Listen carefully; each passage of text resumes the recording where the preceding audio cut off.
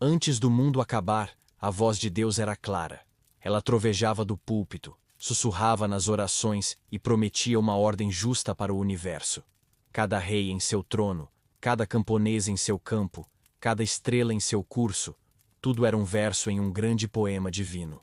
Mas quando as naus trouxeram os ratos, e o céu se encheu com a fumaça das piras funerárias, um novo som começou a rastejar pela Europa. O silêncio. O terrível e ensurdecedor silêncio de um Deus ausente. Seja bem-vindo. Você está no Contando Histórias, o lugar onde descobrimos que o passado é muito mais complexo e fascinante do que nos ensinaram na escola. Se essa é a sua praia, já se inscreve e ativa as notificações, porque a jornada de hoje é daquelas que mudam a nossa forma de ver o mundo. A história que vamos contar não é apenas sobre uma doença, é sobre a quebra da realidade. A nossa pergunta central é esta: como a maior catástrofe da história humana quebrou a espinha dorsal da fé de um continente? E mais intimamente, o que acontece com a alma de um homem bom quando o Deus a quem ele dedicou sua vida pode não estar ouvindo? Para entender a escuridão, precisamos primeiro entender a luz. E em 1346, na pequena paróquia de Briève-la-Gaillarde, no coração da França, a luz de Deus parecia brilhar intensamente. O centro dessa luz, para as 200 almas que ali viviam, era o padre Arnaud. Ele não era um homem de visões celestiais ou de retórica inflamada.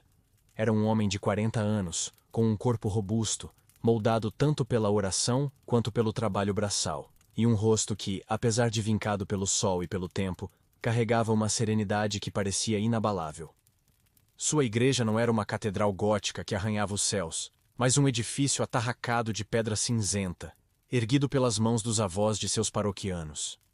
O ar lá dentro era espesso, uma mistura do cheiro de cera de abelha derretida, do frio úmido que emanava das paredes e do incenso que ele usava com moderação, pois era caro.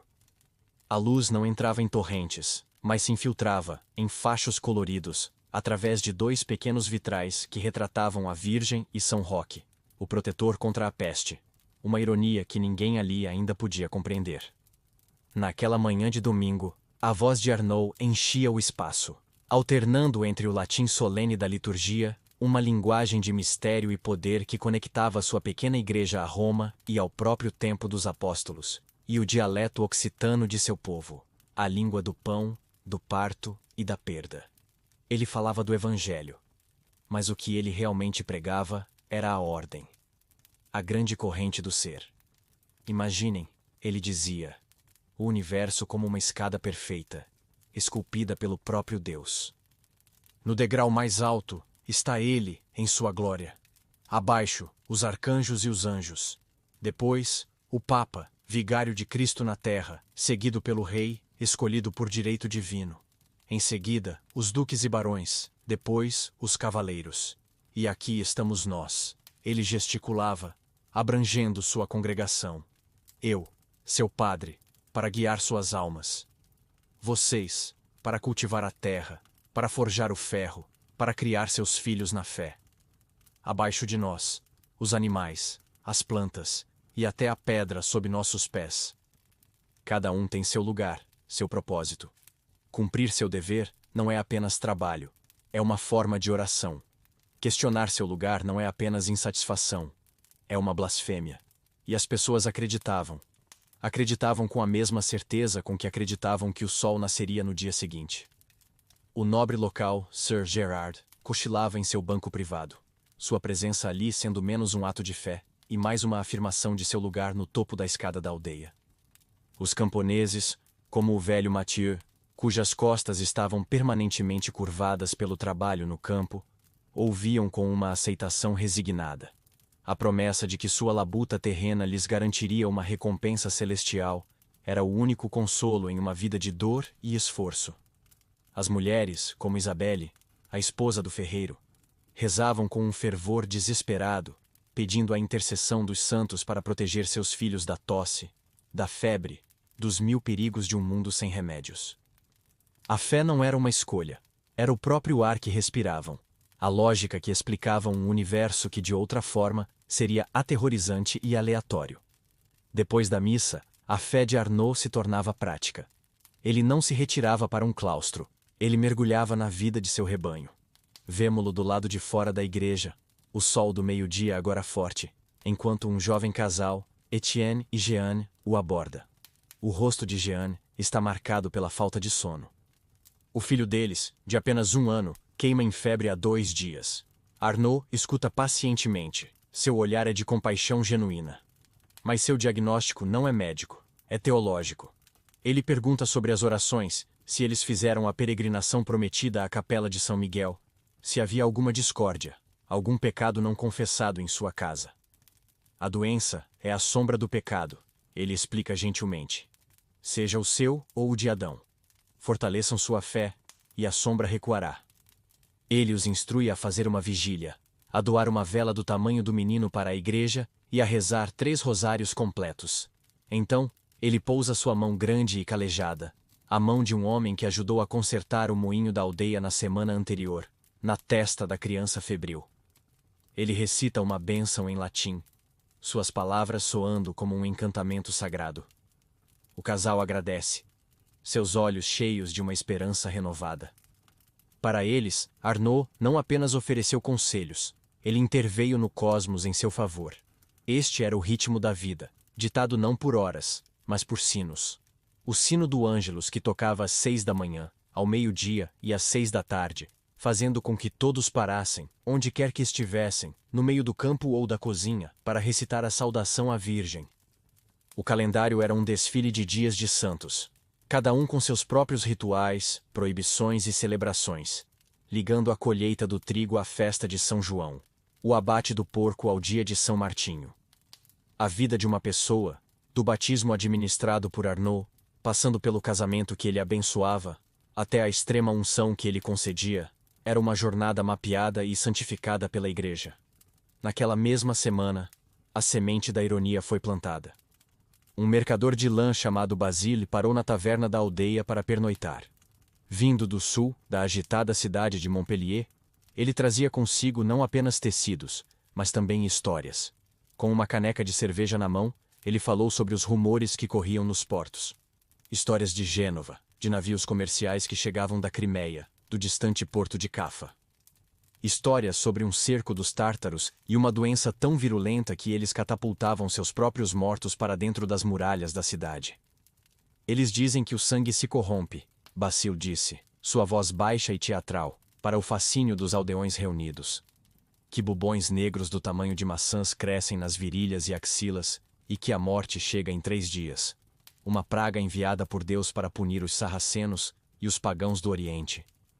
Arnaud, que tinha entrado na taverna para lembrar ao estalajadeiro de sua doação prometida para o telhado da igreja, ouviu o final do relato.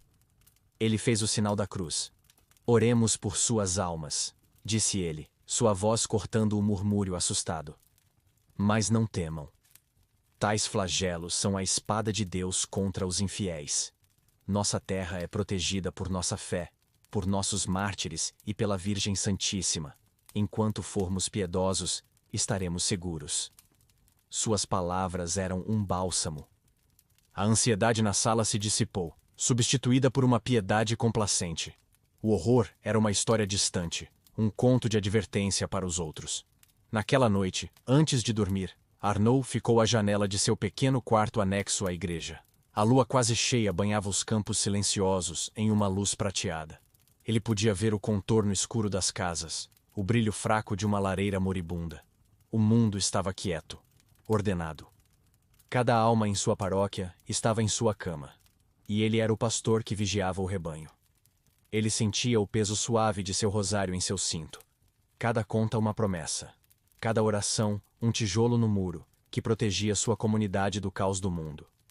Ele sentia uma paz profunda, uma certeza absoluta na benevolência do plano de Deus. O mundo fazia sentido. Era sólido. Era eterno. E, acima de tudo, estava seguro. Este era o mundo antes da catástrofe. Um lugar de certezas absolutas. Agora, quero saber de você nos comentários. Se você vivesse naquela época, essa visão de mundo te traria conforto ou te pareceria sufocante? Deixe a sua opinião aí embaixo, que a gente vai mergulhar no caos a seguir. O outono de 1347 chegou com uma colheita decente e um frio que parecia mais cortante do que o habitual. Na paróquia de Padre Arnaud, a história do mercador Basília havia se tornado apenas isso. Uma história, contada e recontada na taverna até perder seu poder de chocar, transformando-se em um conto folclórico sobre as terras distantes e amaldiçoadas dos outros. A vida continuava em seu ritmo imutável, marcada pelos sinos e pelas estações. Mas as histórias não pararam de chegar. O que antes era um riacho de rumores, agora se tornava uma enchente. Peregrinos voltando de Roma falavam de cidades inteiras se fechando em quarentena. Comerciantes que viajavam pelas rotas do sul traziam relatos não mais de uma doença, mas de um exército invisível que não poupava ninguém. A palavra sussurrada, la mortalega, a grande mortandade, começou a ser dita com mais frequência, um veneno pingado no poço da consciência coletiva. A paz de Briève-la-Gaillarde estava prestes a ser rompida para sempre, não por um exército de homens, mas pelo eco de um horror que se aproximava pelo mar. Para entender a onda de pânico que estava prestes a varrer a Europa, precisamos deixar a tranquilidade da aldeia de Arnaud e viajar para o sul, para o epicentro da explosão. Nossa câmera panorâmica nos leva ao porto de Messina, na Sicília, em outubro de 1347. Messina não era uma aldeia sonolenta. Era um dos portos mais movimentados e ricos do Mediterrâneo, uma colmeia de atividade, cheia de navios de todos os cantos do mundo conhecido. O ar cheirava a sal, peixe e as especiarias exóticas do Oriente. Naquele dia, a atenção de todos se voltou para o horizonte, onde 12 galés genovesas se aproximavam. Mas algo estava terrivelmente errado. Não havia canções de marinheiros, nem atividade frenética nos convéses. Os navios avançavam de forma estranha, quase à deriva, como se fossem pilotados por fantasmas. Quando o primeiro navio atracou, um grito coletivo de horror ecoou pelo cais. O convés estava coberto de mortos e moribundos. Homens que deveriam estar no auge de sua força estavam caídos sobre os remos, seus corpos cobertos de estranhos inchaços negros, os gavoccioli, alguns do tamanho de ovos, outros tão grandes quanto maçãs, brotando de suas virilhas, pescoços e axilas. Os poucos que ainda viviam tremiam incontrolavelmente, delirando de febre, suas peles manchadas com pústulas escuras. O cheiro que emanava dos navios não era de especiarias, mas de morte e decadência, um fedor tão avassalador que fazia os homens mais fortes recuarem, sufocados. Eram as naus da morte, e elas haviam trazido o inferno para a costa da Europa. A reação das autoridades de Messina foi imediata, desesperada e, em última análise, inútil. O pânico superou a razão. Vendo a doença se espalhar como fogo entre os primeiros que tiveram contato com os marinheiros, eles decretaram que os navios genoveses eram amaldiçoados. Expulsaram as galés de volta ao mar, usando barcos para empurrá-las para longe do porto, alguns até atirando flechas em chamas contra elas, na esperança de purificar a maldição com fogo. Mas era um gesto tão fútil quanto tentar impedir a maré com as mãos. Pois o verdadeiro inimigo não estava nos homens moribundos, mas em seus passageiros clandestinos. Das cordas de atracação, dos engradados descarregados às pressas, centenas, talvez milhares de ratos pretos desceram para a terra, seus pelos infestados com as pulgas que carregavam a bactéria Yersinia pestis. Enquanto os cidadãos de Messina olhavam para o mar, para o inimigo visível que eles haviam expulsado, a verdadeira praga já se infiltrava em seus porões, seus armazéns de grãos, suas casas. A contagem regressiva havia começado. Enquanto a doença se alastrava, a elite intelectual da Europa lutava para compreendê-la. Os médicos de Messina, cobertos da cabeça aos pés em mantos de couro, com máscaras de bico contendo ervas aromáticas para purificar o ar, consultavam os textos antigos de Galeno e Hipócrates. A conclusão deles, baseada em séculos de tradição médica, era que a catástrofe era causada por um miasma, um ar corrupto. Talvez um terremoto no longínquo Oriente tivesse liberado gases venenosos do interior da Terra, ou talvez os ventos do sul tivessem carregado esse ar pestilento através do mar. A solução proposta era acender grandes fogueiras para purificar a atmosfera e carregar consigo pomanders cheios de âmbar e melissa. Era o equivalente a tentar apagar um incêndio florestal com um copo d'água. Na prestigiosa Universidade de Paris, Os maiores astrônomos e teólogos do mundo cristão foram convocados pelo rei da França para dar uma explicação. Após meses de deliberação, eles produziram um relatório solene. A causa principal era uma conjunção tripla de Saturno, Júpiter e Marte, no signo de Aquário, que ocorrera em 20 de março de 1345. Essa conjunção, eles declararam, havia gerado vapores quentes e úmidos que corromperam o ar da Terra. Era a explicação mais sofisticada e científica que a época podia oferecer. E estava completamente, tragicamente errada. De volta a Briève-la-Gaillarde, a distância já não oferecia consolo. As notícias agora viajavam mais rápido que a doença, e eram muito mais explícitas. Um frade dominicano, voltando de uma missão em Avignon, a sede do papado, parou na aldeia e falou com Arnaud. Seu rosto estava cinzento de fadiga e medo. Ele falou de cidades italianas onde 70% da população havia morrido em questão de meses. Falou de pais que se recusavam a cuidar dos filhos doentes, de padres que fugiam de suas igrejas, de corpos empilhados nas ruas porque não havia mais ninguém para enterrá-los. Para Arnaud e seus paroquianos, ouvir que Gênova e Veneza, as joias do comércio cristão, haviam caído, era como ouvir que as muralhas do próprio céu haviam sido violadas. A pressão sobre Arnaud era imensa. Ele era o intérprete da vontade de Deus, e seu rebanho, agora genuinamente assustado, buscava nele respostas.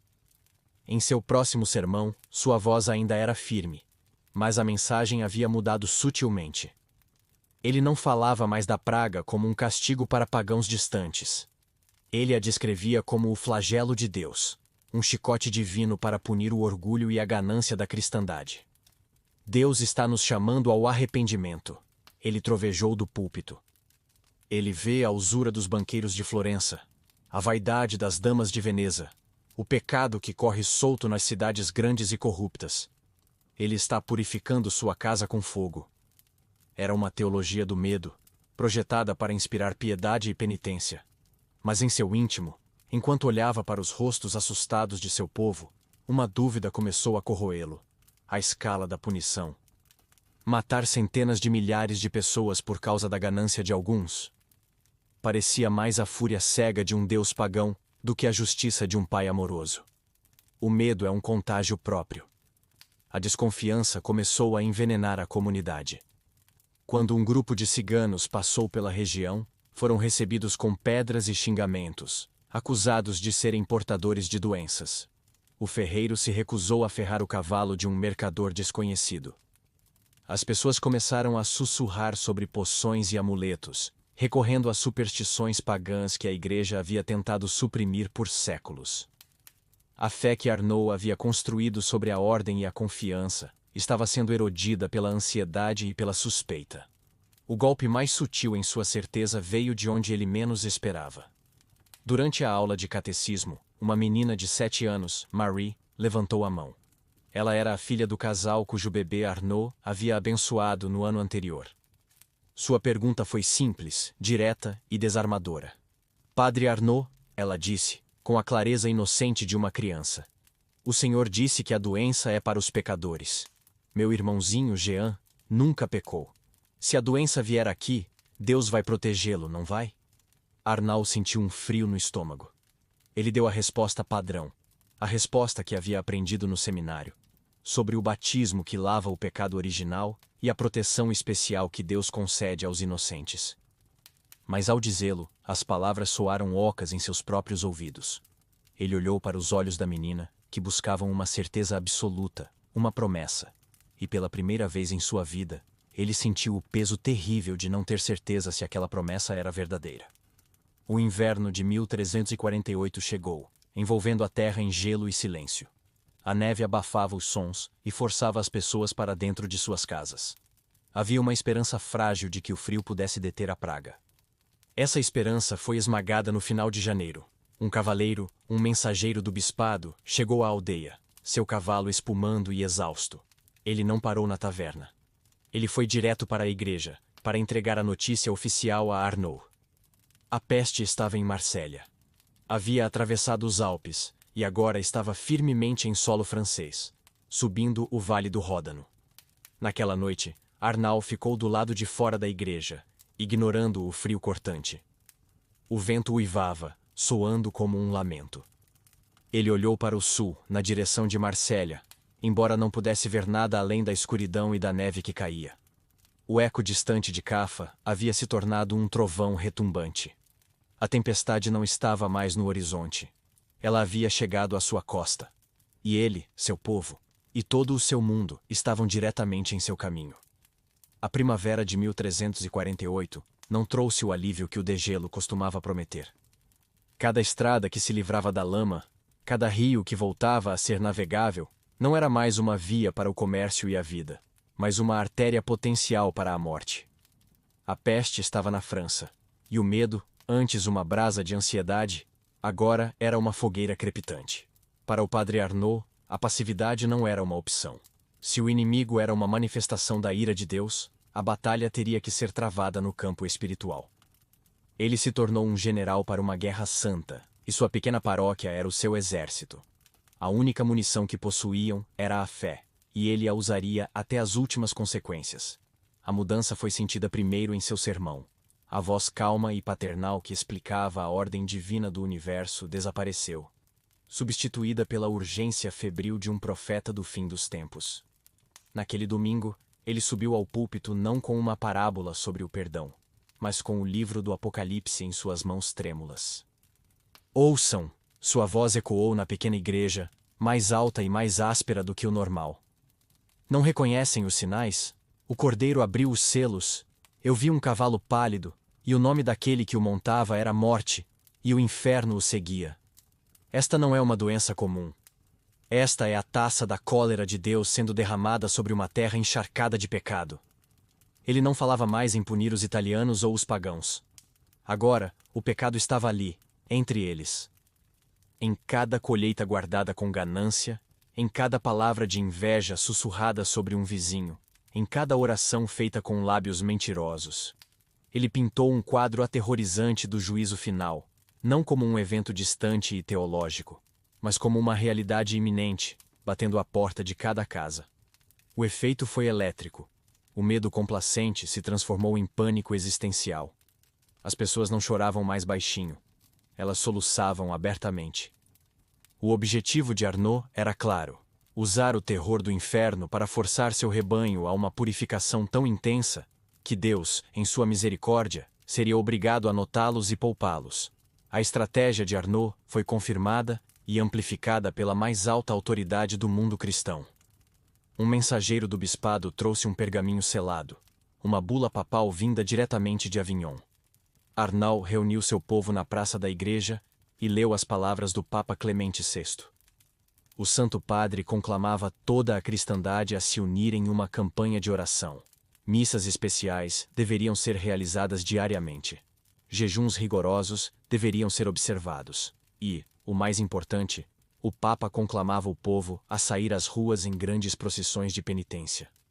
Como incentivo, ele oferecia uma arma espiritual de poder inimaginável, uma indulgência plenária. Qualquer um que se confessasse, participasse dos ritos e morresse da praga, teria todos os seus pecados perdoados e entraria diretamente no céu. Era uma promessa extraordinária.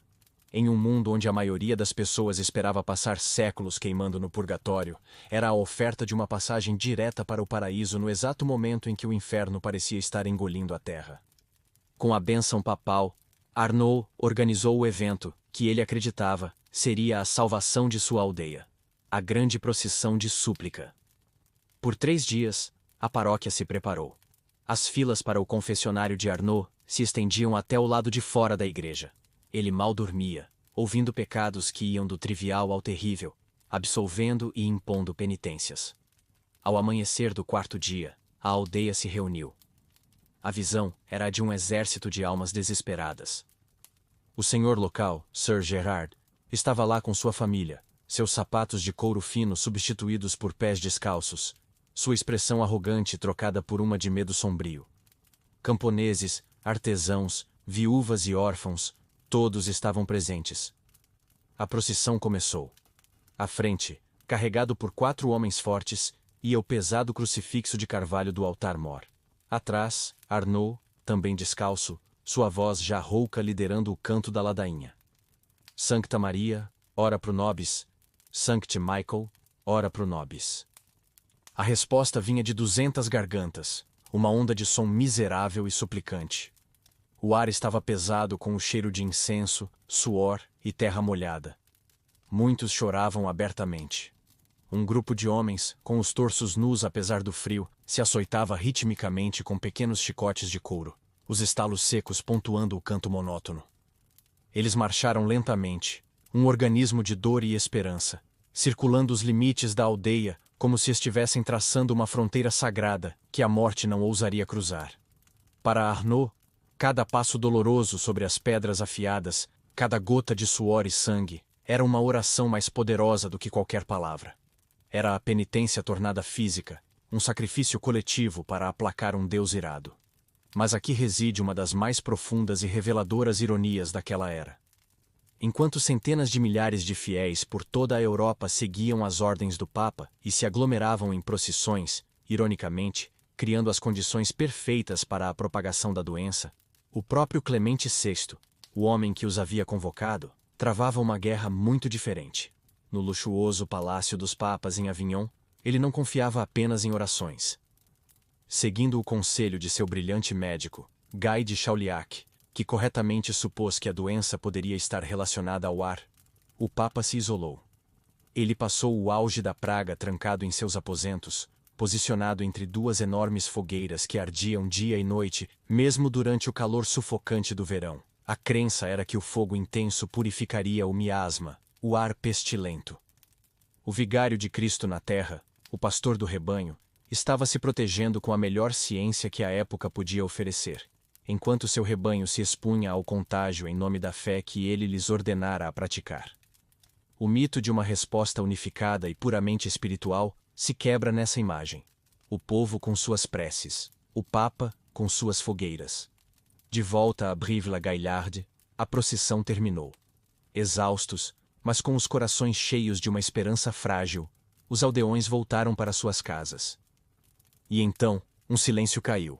Por uma semana, depois duas, nada aconteceu. As histórias de morte das vilas vizinhas cessaram. O sol da primavera parecia mais quente, as flores mais brilhantes.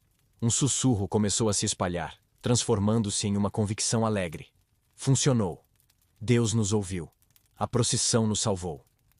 As pessoas olhavam para Arnaud com uma nova reverência. Ele os havia liderado na batalha, e eles haviam vencido. A ilusão durou 17 dias. E então ela foi estilhaçada. A notícia se espalhou como um veneno rápido. Alguém estava doente. E não era o velho Guarim, o beberrão que dormia nas valas. Não era a viúva Elodie, que todos suspeitavam de praticar feitiçaria. Era Thomas. Thomas, o filho de 19 anos do ferreiro, forte como um touro, gentil e devoto. O mesmo Thomas que havia marchado na primeira fila da procissão, seus ombros largos ajudando a suportar o peso do crucifixo. Arnaud foi chamado à casa do ferreiro. O ar no pequeno quarto estava estagnado e febril. Thomas, que poucas semanas antes cantava os salmos com uma voz de barítono, agora estava deitado em uma cama de palha, tremendo violentamente sob um monte de cobertores. Sua pele tinha um tom acinzentado. E seus olhos, antes claros e vívidos, estavam turvos de delírio. E em seu pescoço, brotando logo abaixo da mandíbula, havia um inchaço duro e escuro, do tamanho de um punho de criança. Arnaud já tinha ouvido as descrições, mas vê-lo, sentir o calor que irradiava daquele bubão, era como olhar para o rosto do próprio diabo. Com as mãos firmes, mas com o coração batendo como um tambor de guerra, Arnaud começou o ritual da extrema unção. Ele ungiu a testa e as mãos de Thomas com o óleo sagrado, recitando as palavras latinas que haviam confortado incontáveis gerações de moribundos. Per istam sanctam unctionem et suam pissimam misericordiam, indulgeat tibi Dominus quidquid deliquisti. Mas enquanto as palavras saíam, uma pergunta blasfema se formava em sua mente, fria e afiada como uma adaga de gelo. Por quê? Por que ele? As palavras prometiam o perdão de Deus, mas o corpo do rapaz à sua frente parecia a prova da sua indiferença. Thomas morreu naquela noite. Na manhã seguinte, o som que todos temiam finalmente chegou. O sino da igreja. Arnaud estava na torre do sino, puxando a corda ele mesmo, pois o sacristão estava com medo de se aproximar. Cada badalada era um golpe físico. Não era o toque rápido de um chamado para a missa, nem o toque lento e quase pacífico para um ancião que morreu em paz. Era um som oco, solitário, terrível. Um som que não falava de passagem para o céu, mas de uma invasão. A cada eco que se espalhava pelos campos e pelas casas silenciosas, a mesma mensagem era entregue. A muralha de orações havia ruído.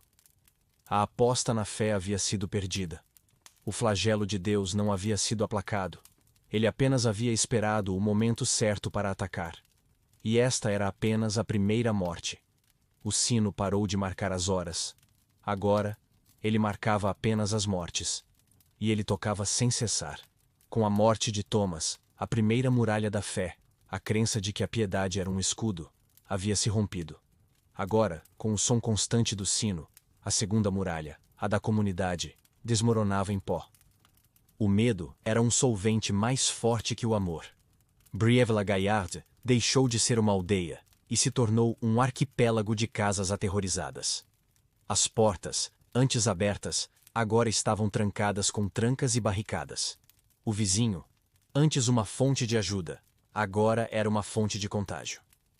A caridade morreu primeiro. Quando a família do moleiro adoeceu, ninguém lhes trouxe água ou pão. Eles morreram de sede tanto quanto de febre. Os rituais que definiam a humanidade foram abandonados.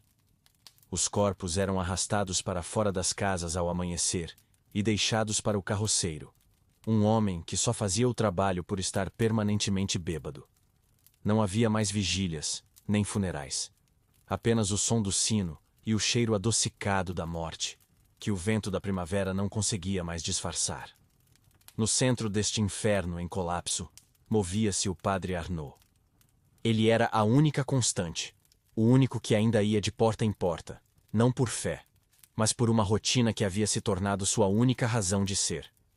Cada dia era uma descida ao mesmo abismo. Ele se levantava ao amanhecer, comia um pedaço de pão seco e começava sua ronda. Ele se guiava pelos sons, o choro agudo vindo de uma casa, o silêncio súbito e terrível de outra. Ele parou de sentir o cheiro da doença. Suas vestes estavam impregnadas com ela. Ele parou de recuar diante da visão dos bubões. Eles eram tão comuns quanto as sardas em um rosto. Ele se tornou um burocrata da danação, um funcionário aplicando o último carimbo nos passaportes de suas ovelhas, para uma eternidade na qual ele já não tinha certeza. A sua exaustão era tão profunda que se assemelhava a uma estranha paz, a calma no olho do furacão. Ele administrava os sacramentos com a precisão de um autômato. Suas palavras em latim eram uma casca oca, desprovida da convicção que um dia as preenchera. Foi neste período que a aritmética indiferente da morte começou a se gravar em sua alma, apagando a teologia que ele havia pregado por toda a vida. A praga não era um juiz seletivo. Era um ceifador cego. Primeiro, veio a morte que todos esperavam. Guarim, o bêbado da aldeia, que passava os dias pedindo esmolas para comprar vinho e as noites dormindo em valas, foi encontrado morto perto do riacho. Um calafrio de sombria satisfação percorreu os sobreviventes. Deus finalmente o levou, sussurrou uma mulher, fazendo o sinal da cruz. A justiça divina está limpando nossa aldeia. Por um breve e terrível momento, a velha lógica parecia se reafirmar. A praga, talvez, estivesse apenas começando pelos pecadores mais óbvios. A ilusão durou 2 dias. Então, a irmã Eleonore adoeceu. Uma viúva de 70 anos que vivia de esmolas, mas que dava mais do que recebia. Era ela quem cuidava do pequeno jardim de ervas da igreja, fazendo chás para as crianças com tosse. Era ela quem remendava as vestes do altar e nunca perdia uma única missa. Sua fé era tão simples e tão pura que até Sir Gerard, o nobre cínico, a tratava com respeito. Arnaud ficou ao seu lado enquanto ela morria. E sua morte não foi pacífica. Foi uma agonia de febre e dor que a fez gritar e se contorcer, seu corpo frágil traindo sua alma piedosa. Os aldeões ficaram confusos. Por que ela? Que pecado ela poderia ter cometido para merecer tal fim? O golpe final, o que quebrou qualquer pretensão de lógica divina, veio uma semana depois. Arnaud foi chamado à casa de Etienne e Jeanne. Ele já sabia o que encontraria. O filho deles, Jean, o bebê que ele havia abençoado meses antes, que havia se recuperado de uma febre, estava morrendo. Quando Arnaud chegou, já era tarde demais. O menino, com pouco mais de 1 ano, jazia no berço, seu pequeno corpo imóvel. Jeanne estava sentada no chão, balançando-se para frente e para trás, sem lágrimas, emitindo um som baixo e gutural, o som de um animal ferido. Etienne estava encostado na parede, o rosto vazio de toda expressão. Arnaud olhou para a criança. Um ser batizado, puro, sem um único pecado pessoal em sua alma imaculada. E ele estava morto. A teologia do castigo divino não era apenas inadequada. Era uma blasfêmia. Era um insulto grotesco à dor daquele casal e à memória daquela pequena vida. Diante daquele berço, todas as explicações de Arnaud, todos os seus sermões sobre o plano de Deus, se transformaram em cinzas. Seu próprio papel como guia espiritual se tornou uma forma de tortura. Naquele mesmo dia, uma mulher chamada Isabelle se jogou a seus pés no confessionário. Ela estava saudável, mas seu marido, o padeiro, estava em agonia. Padre, me perdoe, pois eu pequei em pensamento. Ela sussurrou, a voz trêmula de pânico e culpa. Eu quero fugir. Quero levar meus filhos para as montanhas e nos esconder até que isso passe. Eu sei que é meu dever cuidar de meu marido, mas se eu ficar, nós todos morreremos. Diga-me o que fazer. Arnaud sentiu o mundo girar. A lei da igreja era clara como cristal. Abandonar o marido no leito de morte, quebrar o sacramento do matrimônio, era um pecado mortal. Ele abriu a boca e ouviu sua própria voz, distante e estranha, recitar a doutrina. Minha filha, seu lugar é ao lado de seu marido. Confie em Deus e cumpra seu dever sagrado. A mulher começou a chorar, um choro de sentença de morte. E enquanto Arnaud lhe dava a absolvição, seu monólogo interior era um grito silencioso. O que eu fiz? Que tipo de Deus exige que uma mãe se sacrifique e deixe seus filhos órfãos? Eu a condenei em nome de uma lei que não protege ninguém? Sua solidão em sua crise foi quebrada pela chegada de um frade franciscano, um homem magro e com os olhos assombrados que estava de passagem, tentando chegar a um mosteiro no norte. Ele contou a Arnaud sobre o mundo lá fora. Em Avignon, a cidade do Papa, as pessoas morriam tão rápido que o rio Ródano foi consagrado para que os corpos pudessem ser jogados nele. E ele contou a Arnaud algo que o chocou profundamente. Em muitas cidades, os padres estavam fugindo. Bispos haviam se trancado em seus palácios. Abades haviam abandonado seus mosteiros. A imagem que Arnaud tinha da igreja como um exército de soldados de Cristo, firmes em seus postos, se desfez. Eles não eram melhores que os outros.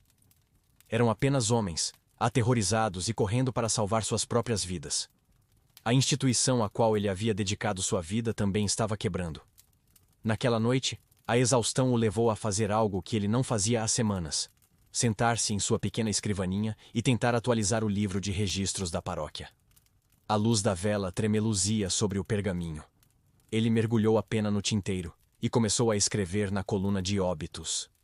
O nome de Thomas, o de Guarim, o de Eleonore, o do bebê Jean, o do padeiro, o de Isabelle, a esposa do padeiro, que havia obedecido e ficado.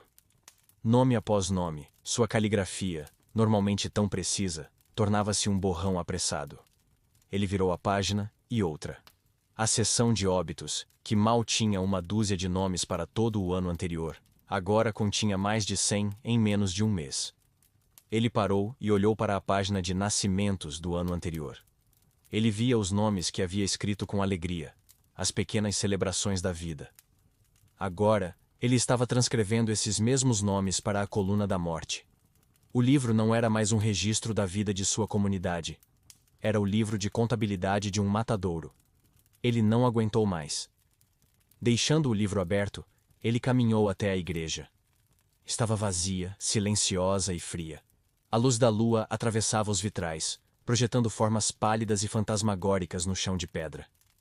Ele caminhou até o altar e olhou para o grande crucifixo de madeira, o mesmo que eles haviam carregado com tanta esperança na procissão. Ele não se ajoelhou. Ele não rezou. Ele apenas ficou ali, de pé, um homem pequeno em uma casa vazia. E em sua mente, a pergunta final, a mais perigosa de todas, se formou. Não era: por que estás a fazer isto conosco? Era mais simples, mais profunda, mais terrível. Tu estás aí? Estás sequer a olhar? Ou isto tudo é apenas um acidente? Um trovão sem um propósito? Um relâmpago sem um alvo? Uma febre no sangue e nada mais? O silêncio na igreja foi sua única resposta. Um silêncio tão profundo, tão absoluto, que parecia a prova do vazio. No meio daquele silêncio, um novo som começou a se infiltrar do lado de fora. Era fraco a princípio, vindo da estrada ao sul. Um canto estranho, monótono e dissonante. Era um som humano, mas não se parecia com nada que ele já tivesse ouvido. Conforme se aproximava, outros ruídos se juntavam a ele. Um lamento agudo, e por baixo de tudo, um som rítmico, úmido e arrepiante. O som de couro batendo na carne. Arnaud caminhou lentamente até a pesada porta da igreja e a abriu apenas uma fresta. Na luz fraca do crepúsculo, ele viu uma procissão se aproximando. Mas não era como a sua. Figuras encapuzadas, algumas com os torsos nus, avançavam lentamente. E eles se açoitavam. O som que ele ouvia era o de chicotes com pontas de metal rasgando a pele de suas próprias costas. A fé, ao morrer em sua forma antiga, estava renascendo como um monstro. A procissão que se arrastava pela estrada poeirenta em direção a Briève-la-Gaillarde não se parecia em nada com a que Arnaud havia liderado semanas antes. Aquela fora um ato de esperança comunitária. Esta era uma parada de horror individual. Cerca de 30 homens e algumas mulheres, encapuzados ou com os rostos sujos de cinzas, avançavam em um ritmo lento e hipnótico. Seus cantos não eram hinos de súplica, mas lamentos guturais, um som que parecia vir das profundezas da terra. E por baixo de tudo, o som que fez o sangue de Arnaud gelar, um estalo úmido e rítmico, o som de couro com nós de ferro rasgando a pele das costas. Eram os flagelantes, os profetas da dor, a fé em sua forma mais desesperada e grotesca. Os aldeões sobreviventes, atraídos para fora de suas casas barricadas como mariposas para uma chama doentia, observavam em um silêncio chocado. Os flagelantes ignoraram a todos, formando um círculo no centro da praça da aldeia. Seu líder, um homem alto e esquelético, com olhos que ardiam como brasas em um rosto emaciado, subiu nos degraus de pedra do poço. Sua voz era como o som de vidro quebrado. Vocês rezam em suas igrejas de pedra, com seus padres de mãos macias. Ele gritava, sua voz rachando de fúria. Suas preces são sussurros no meio de um furacão. Deus não quer suas palavras. Deus não quer suas moedas. Ele quer sua dor. A peste é o batismo final. E a água é o seu próprio sangue. Somente imitando a agonia de Nosso Senhor na cruz, podemos aplacar a ira que vocês trouxeram sobre este mundo. O que se seguiu foi um espetáculo de horror litúrgico. Ao comando de seu líder, os flagelantes caíram no chão em forma de cruz, beijando a terra suja. Então, levantaram-se, tiraram as partes de cima de suas túnicas já manchadas e começaram o ritual. Ao ritmo de seu canto lúgubre, eles se açoitavam. Os chicotes, com múltiplas tiras de couro cravejadas de cacos de metal, subiam e desciam, deixando sulcos vermelhos em suas costas já marcadas por cicatrizes. Não era um ato de penitência silenciosa. Era uma performance. Eles gemiam e gritavam a cada golpe, confessando seus pecados para que todos ouvissem. Pela minha ganância, pela minha luxúria, pelos pecados deste mundo. A multidão de aldeões estava paralisada. Alguns, especialmente as mulheres mais velhas, caíram de joelhos, convencidas de que estavam testemunhando a verdadeira santidade, a única que poderia rivalizar com a brutalidade da praga. Outros, mais jovens, ficaram pálidos e vomitaram na vala. Era a fé destilada em sua forma mais pura e mais tóxica. A crença de que o sofrimento por si só tinha poder. Arnaud, que observava da porta da igreja, sentiu uma náusea que não vinha da visão do sangue, mas da blasfêmia. Aquilo era uma zombaria dos sacramentos, um culto pagão à dor que negava a misericórdia e a graça. Ele marchou até o centro da praça, seu rosto uma máscara de fúria justa. Parem! ele ordenou, sua voz tentando se sobrepor ao canto. Em nome de Deus, parem com esta loucura. A penitência é um ato do coração, não uma carnificina pública. Vocês estão profanando esta aldeia e suas próprias almas. O líder dos flagelantes parou de se açoitar e se virou lentamente para Arnaud. Um sorriso de desprezo repuxou seus lábios finos. Olhem para ele! Ele gritou para a multidão, apontando um dedo ensanguentado para Arnaud. O pastor das ovelhas moribundas. Ele lhes oferece água benta contra um incêndio florestal, enquanto nós lhes oferecemos o único sacrifício que Deus entende. Ele então se virou de costas para a multidão, exibindo as feridas abertas. Deus vê este sangue. Ele não ouve mais as palavras de padres cujas igrejas se tornaram túmulos. A multidão murmurou em concordância. Arnaud, pela primeira vez em sua vida, foi silenciado e humilhado em sua própria paróquia. Sua autoridade, assim como sua fé, estava em ruínas. Derrotado, ele recuou para a sombra da igreja, enquanto o ritual atingia seu clímax febril. E então, o tom do líder mudou. A energia da dor precisava de um alvo. Nós nos punimos por nossos pecados, ele urrou. Mas quem trouxe a praga para nossas terras? Será que ela simplesmente flutuou no ar? Ou foi plantada por mãos humanas? Quem entre nós não se ajoelha perante a cruz? Quem lucra com a desgraça dos cristãos e conspira nas sombras para destruir a cristandade? Ele não disse a palavra, não precisava. Em um mundo desesperado por respostas simples para um sofrimento complexo, a identidade do bode expiatório era uma conclusão inevitável, gravada em séculos de ódio. A verdade histórica é que a caça às bruxas contra os judeus durante a Peste Negra não foi um ato espontâneo. Foi a detonação de um barril de pólvora que vinha sendo enchido há gerações. As comunidades judaicas viviam como forasteiros em terras cristãs, proibidas de possuir terras e empurradas para a única profissão que a igreja proibia para os cristãos: o empréstimo de dinheiro a juros. Isso os tornava simultaneamente necessários e odiados. Acusações fantásticas, como o libelo de sangue, a alegação de que eles matavam crianças cristãs para usar seu sangue em rituais, eram comuns. Com a chegada da peste, uma nova teoria da conspiração, mais letal, varreu a Europa. A de que havia um plano judaico internacional para exterminar os cristãos envenenando os poços. Essa mentira ganhou ares de verdade quando no castelo de Chilon, em Saboia, um médico judeu, sob tortura excruciante, confessou tudo. Sua confissão foi copiada e espalhada por toda a Europa. Uma sentença de morte para milhares de inocentes. Os flagelantes partiram ao anoitecer. Um rastro de sangue e veneno ideológico atrás de si. A paranoia que deixaram era palpável. 3 dias depois, a semente deu frutos. Um homem chegou a cavalo da cidade vizinha de Martel, a 10 quilômetros de distância. Ele estava frenético, seus olhos arregalados de horror e excitação. Eles fizeram isso! Ele gritava na praça. Os judeus de Martel. Encontramos um saco de pó no poço. Eles confessaram.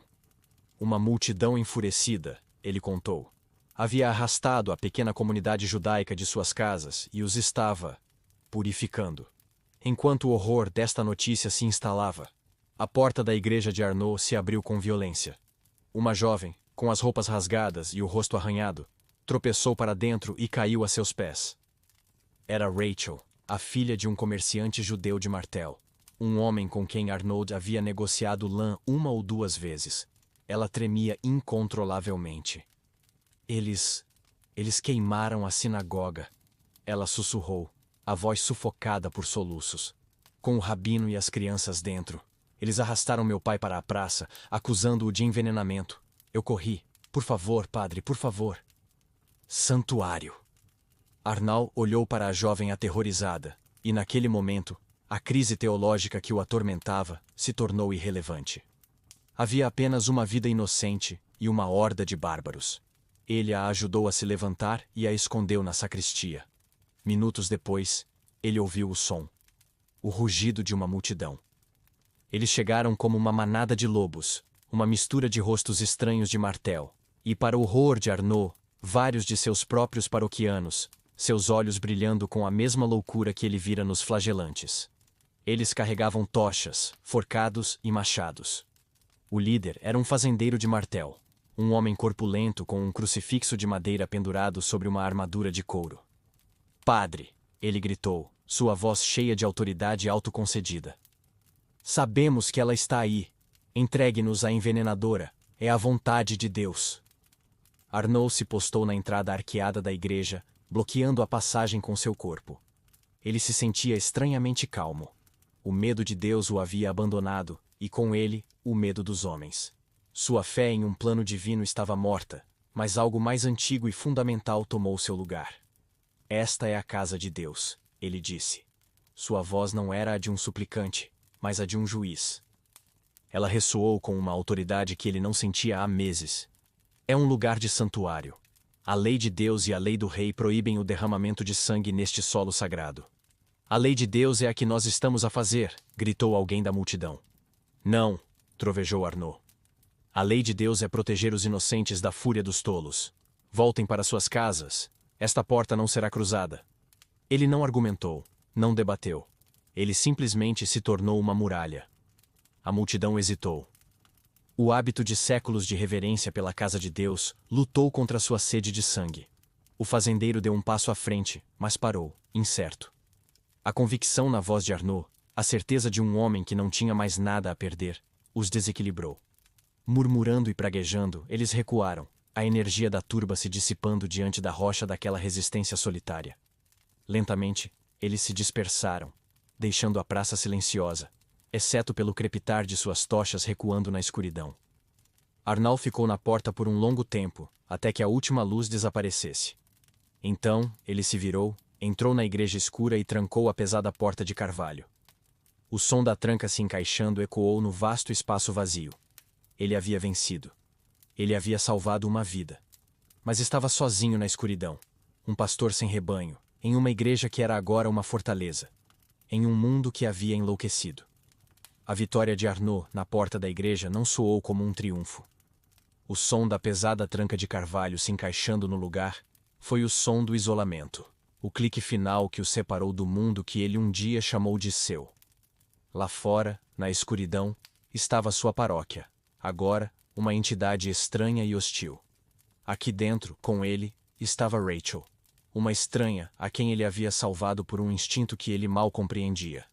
Na manhã seguinte, quando ele saiu em busca de água, a nova realidade o atingiu com a força de um golpe físico.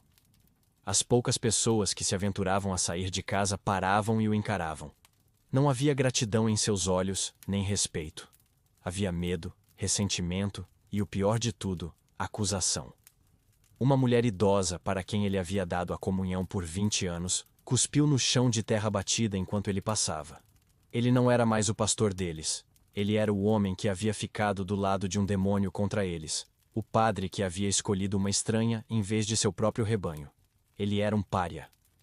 O abandono, ele descobriria, era como uma doença própria, e se espalhava de baixo para cima. A traição de seu rebanho foi apenas a primeira. A segunda veio do poder terreno. Sir Gerard, o senhor feudal, o homem cuja família ocupava o banco da frente na igreja e cujo dever jurado era proteger a terra e seu povo, provou que seus juramentos eram tão frágeis quanto a vida humana. Em uma noite sem lua, Arnaud, acordado por um pesadelo de sinos silenciosos, ouviu um som abafado. Da janela de seu quarto ele viu uma silhueta escura se movendo. Era a carroça de Sir Gerard. Suas rodas envoltas em panos para abafar o ruído, afastando-se furtivamente da casa senhorial. O cavaleiro, o pilar da ordem social, estava fugindo como um ladrão na noite, deixando seus servos, seus campos e suas responsabilidades para trás. A grande corrente do ser, a hierarquia sagrada que Arnaud havia pregado com tanta convicção, não era uma corrente de dever divino, mas uma frágil corrente de metal que se quebrava ao primeiro sinal de pressão. Se o abandono dos homens era uma facada, o silêncio de Deus era um veneno lento. Desesperado por orientação, por uma palavra de seus superiores, Arnaud enviou um jovem corajoso com uma carta para o bispado.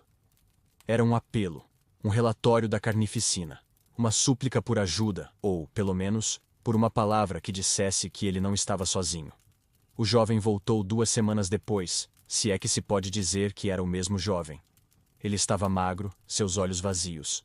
O palácio do bispo, ele contou, estava fechado, as portas trancadas. Um único clérigo aterrorizado falou com ele através de uma grade, informando que Sua Excelência, o bispo, havia se retirado para um mosteiro fortificado nas montanhas, para se dedicar à oração incessante pela salvação de seu rebanho.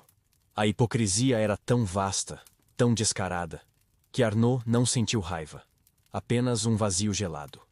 O capitão havia abandonado o navio. O general havia fugido do campo de batalha. A igreja, a poderosa instituição que prometia ser uma rocha em meio à tempestade, era apenas uma coleção de homens apavorados, tão perdidos quanto todos os outros. Até mesmo a frágil autoridade da razão humana se desfez em pó. Havia um homem em Briève-la-Gaillarde, Mestre Allard, um barbeiro cirurgião que também atuava como médico. Ele era um homem prático, que confiava mais em suas lancetas e em seus textos de Galeno do que em orações. Arnaud o havia visto em ação, tentando corajosamente lancetar um bubão no pescoço de um homem, acreditando que poderia drenar o veneno do corpo. O homem morreu gritando. Allard continuou tentando, misturando poções de ervas, prescrevendo sangrias, lutando contra a maré com as únicas ferramentas que seu conhecimento limitado lhe dava. Uma semana após a fuga de Sir Gerard, Arnaud foi chamado à casa de Allard. O homem da ciência estava morrendo, tremendo de febre, seus próprios remédios inúteis ao lado de sua cama, seus gráficos astrológicos e textos médicos espalhados pelo chão como folhas mortas. Se a fé havia fracassado e a razão havia fracassado, o que restava? A própria aldeia parecia estar morrendo. A estrutura da vida cotidiana havia se desintegrado. O som do martelo do ferreiro na bigorna havia desaparecido. O rangido constante da roda do moinho havia silenciado.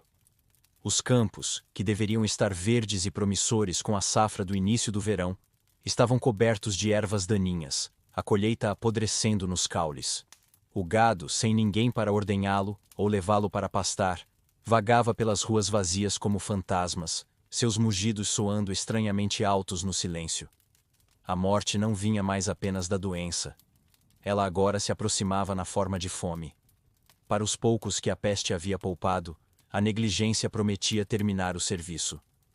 Com o colapso de toda a ordem, a tarefa mais primitiva e mais horrível recaiu sobre os ombros de Arnaud. Os mortos precisavam ser enterrados. O coveiro da aldeia havia sido um dos primeiros a morrer. O medo impedia que qualquer um se voluntariasse. Então, Arnaud se tornou o que nunca imaginou ser: o supervisor do descarte de seus paroquianos. Com a ajuda de Etienne, o pai que havia perdido seu filho, e que agora trabalhava com a fúria silenciosa de um homem em guerra com a criação, eles cavaram. Atrás da igreja, onde as famílias costumavam fazer piqueniques após a missa de domingo, eles abriram uma vala enorme no chão. Uma ferida aberta na terra sagrada. Dia após dia, eles arrastavam os corpos, envoltos em lençóis, e os deixavam cair na cova, sem cerimônia, sem as últimas palavras, sem a dignidade da individualidade. Eram apenas carne, voltando ao pó em uma pressa profana. No meio de todo esse horror, um estranho e silencioso santuário se formou na escuridão da igreja. Arnaud e Rachel, os dois párias, estabeleceram uma rotina. Ele saía em busca de comida e água. Ela mantinha as velas acesas no altar. Eram de mundos diferentes, separados por uma muralha de teologia e preconceito que, em qualquer outro momento da história, seria intransponível. Agora, era irrelevante. Uma noite, sentados nos degraus do altar, compartilhando um pedaço de pão duro, ela lhe fez a pergunta que pairava entre eles. "Por que o senhor fez isso?" ela perguntou, sua voz pouco mais que um sussurro no vasto silêncio. "Por mim?" Arnaud olhou para a chama da vela, vendo seu próprio reflexo dançar na cera derretida. Ele pensou por um longo momento. "Eu não sei." Ele finalmente respondeu, sua voz rouca. "No começo eu não sabia. Mas agora, acho que não foi por você. Foi pela porta. Algumas portas devem permanecer fechadas. Algumas linhas não devem ser cruzadas. Senão, não resta nada." Não era uma resposta de um padre. Era a resposta de um homem tentando encontrar o chão em um mundo que havia se tornado um abismo. O peso daquele mundo estava sobre ele. Ele não era mais um homem lutando com sua fé. Ele era um homem testemunhando o fim de tudo. O plano de Deus, se é que algum dia existiu, havia se revelado uma farsa. E o caráter do homem, que ele acreditava ser feito à imagem de Deus, revelou-se uma fina camada de verniz sobre um núcleo de medo e barbárie. Ele foi abandonado por Deus, abandonado por sua igreja, abandonado por seu povo. Ele era o curador de um museu em ruínas, o único guarda de um cemitério, o capitão fantasma de um navio cuja tripulação e passageiros já haviam se afogado. Foi nesse ponto de absoluto isolamento, de vazio total, que o último teste chegou. O chamado que o levaria ao limite do abismo. A porta da igreja rangeu. Uma menina pequena, Cecily, de talvez 8 anos, com o rosto sujo de lágrimas, estava parada ali.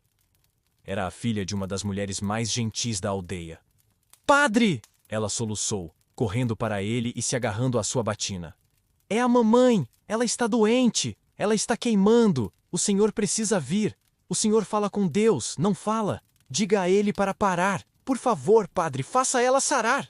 Arnaldo olhou para o rosto da criança. Um rosto que ainda acreditava em milagres, que ainda acreditava que ele, o padre Arnaud, tinha uma linha direta com o céu. Não era um pedido de extrema unção. Era um pedido de intervenção divina. Um pedido que ele sabia ser impossível. Uma súplica que ele sabia que não seria ouvida. E era um chamado que sua alma, por mais quebrada que estivesse, não lhe permitiria recusar. Ele pegou seus olhos sagrados, um ato de puro reflexo, e seguiu a menina para fora da igreja, caminhando em direção ao epicentro de sua própria e inevitável destruição. A caminhada até a casa de Agnès foi a mais longa da vida de Arnaud.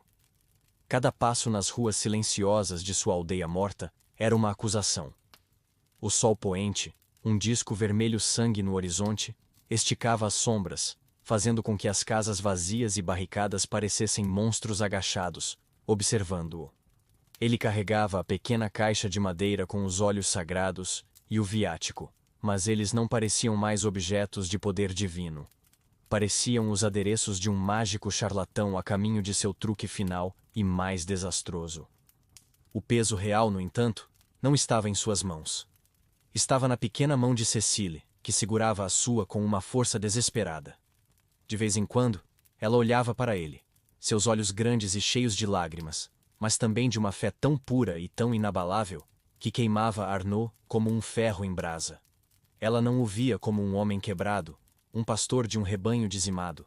Ela o via como ele costumava se ver, um embaixador do Todo-Poderoso, um canal para a misericórdia de Deus. E cada um daqueles olhares era um prego a mais em seu caixão espiritual. A casa era pequena, mas imaculadamente limpa, um último ato de desafio e dignidade contra o caos que reinava lá fora. Agnès estava deitada em uma cama de palha sob um cobertor remendado, seu corpo magro quase imóvel. Apenas a sua respiração, rápida e superficial, indicava que ela ainda estava viva. Seu rosto, antes redondo e rápido para sorrir, estava encovado e cinzento. Arnaud a conhecia desde que era um jovem padre.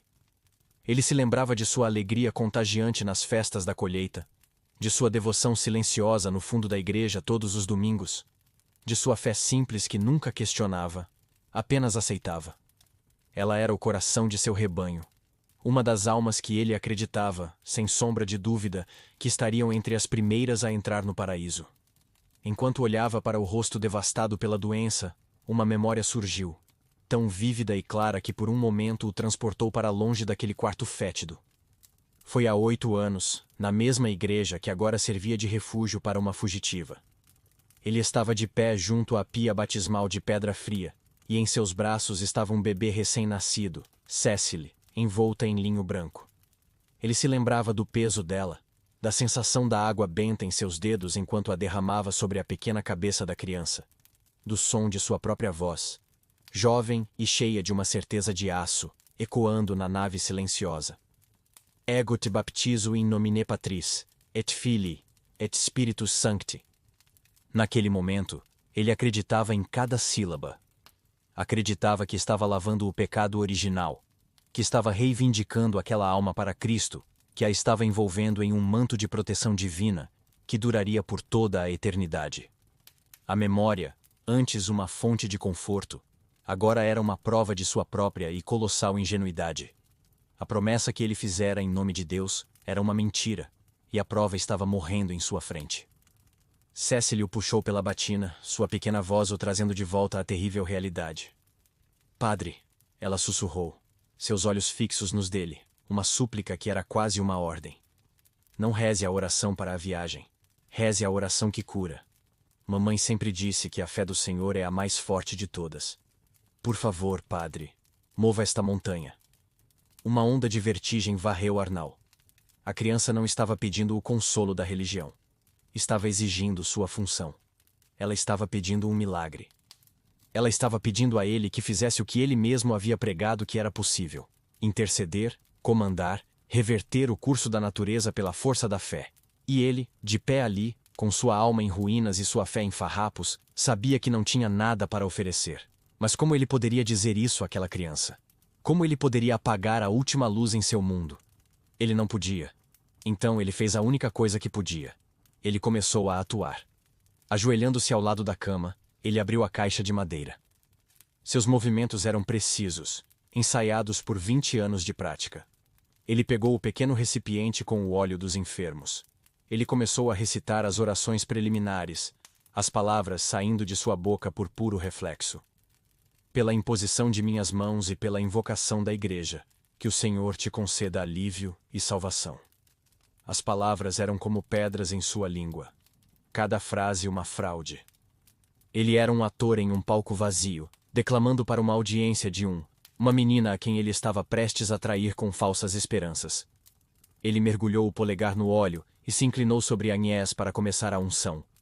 E foi então que seu olhar se desviou, para a parede de pedra nua acima da cabeça da mulher. Pendurado em um prego torto estava um pequeno crucifixo de ferro. Era uma peça rústica, provavelmente feita pelo falecido ferreiro, escura e sem adornos. Aquele objeto, ou outros como ele, havia sido o ponto focal de toda a sua vida. Era o símbolo do paradoxo divino. Sofrimento e triunfo, morte e ressurreição, sacrifício e amor. Tinha sido sua âncora, sua estrela do norte, a imagem que dava sentido a todo o sofrimento do mundo. Mas naquela noite, naquele quarto, enquanto ele olhava para ele, algo se quebrou. A transformação em sua mente não foi um processo. Foi um evento instantâneo, uma fratura geológica. As camadas de significado, construídas por uma vida inteira de fé, simplesmente se desprenderam e caíram, revelando o que havia por baixo. Ele não viu mais um símbolo. Ele viu um objeto. Ele não viu o Filho de Deus em agonia redentora. Ele viu, com uma clareza horrível e absoluta, um pedaço de metal, ferro. Um metal que foi arrancado da terra, derretido em uma fornalha, derramado em um molde e martelado em uma forma. Ele podia quase sentir sua física em sua mente, o peso morto em sua palma, a textura áspera e fria contra sua pele. Não havia nada por trás daquilo. Era opaco, mudo. Final. A conexão entre o significante e o significado, entre o objeto e o divino, foi cortada. Era como se a cor tivesse sido drenada do mundo, deixando apenas contornos cinzentos e sem vida. A fé de Arnaud não foi abalada, não foi questionada, não foi perdida. Ela simplesmente deixou de existir, evaporando-se naquele único e terrível momento de percepção material. Ele terminou o ritual como um sonâmbulo. A unção na testa, nas mãos, nos pés. As orações finais. Sua voz nunca vacilou. Suas mãos nunca tremeram. Por fora, ele era a imagem da piedade sacerdotal. Por dentro, havia apenas silêncio. Um vasto, calmo e aterrorizante silêncio. Agnès deu um último suspiro trêmulo e ficou imóvel. O primeiro soluço de Cecily cortou o ar, um som pequeno e agudo que parecia imensamente alto no quarto silencioso. Ela se jogou sobre o corpo da mãe, seu pequeno corpo tremendo com a força de sua dor. E Arnaud, de pé ao lado da cama, não sentiu nada. Nenhuma tristeza, nenhuma raiva, nenhuma compaixão. Apenas um vazio profundo e oco. O grande silêncio de Deus, sobre o qual ele havia agonizado, não era mais uma força externa ou um mistério teológico. Ele o havia internalizado. O silêncio estava dentro dele. Ele era o vácuo. Ele deveria dizer algo. Ele deveria pegar a criança nos braços e dizer-lhe que sua mãe estava com os anjos, que ela estava no céu, em paz. As palavras estavam lá, na ponta de sua língua, as mentiras reconfortantes que ele havia dito centenas de vezes. Mas ele não conseguiu pronunciá-las. Elas eram a linguagem de um mundo que não existia mais. Em vez disso, ele fez a única coisa que um homem esvaziado podia fazer. Ele estendeu a mão e tocou suavemente o ombro de Cecile. Venha, ele sussurrou, sua voz soando estranha para seus próprios ouvidos. Ele a guiou para longe da cama, para fora do quarto, fechando a porta suavemente atrás deles, selando a criança de sua mãe morta. Ele a conduziu pela escuridão da aldeia até a porta de uma vizinha idosa, uma das poucas que ainda vivia. Ele bateu. Quando a porta se abriu, ele gentilmente empurrou a criança para dentro, para os braços da mulher surpresa. Ele não disse uma palavra de explicação. Ele apenas se virou e se afastou. Não para a igreja, o monumento de sua fé morta. Ele caminhou na direção oposta, para longe da aldeia, em direção aos campos escuros e à noite sem estrelas, um homem sem fé, sem rebanho e sem alma, caminhando para o coração do nada. A noite que se seguiu à morte de Agnès foi uma noite sem Deus. Arnaud não voltou para a igreja. Ele caminhou para longe das luzes fracas e dos sons de sofrimento de Brive-la-Gaillarde, embrenhando-se nos campos silenciosos. Ele andou por horas, sem rumo, sob um céu de uma clareza cristalina e cruel. Pela primeira vez em sua vida, ele olhou para a lua, para a Via Láctea, para as constelações que conhecia pelo nome, e não viu a majestade da criação divina. Ele viu um arranjo de rochas e bolas de fogo, suspensas em um vácuo infinito e indiferente, governado pelo acaso e pelo tempo. Ele pegou um punhado de terra e a sentiu em sua mão. Não como o barro do qual Adão foi feito, mas como uma coleção de minerais e matéria em decomposição. O vento que soprava em seu rosto não era o sopro do Espírito Santo, mas simplesmente ar em movimento. Uma diferença de pressão na atmosfera. Não houve agonia em seu coração. A luta havia terminado. O campo de batalha estava vazio. Ele não sentia raiva, nem tristeza, nem a dor da traição. Sentia apenas o vazio deixado pela ausência de uma ilusão. Era uma clareza terrível, uma paz que era indistinguível da morte.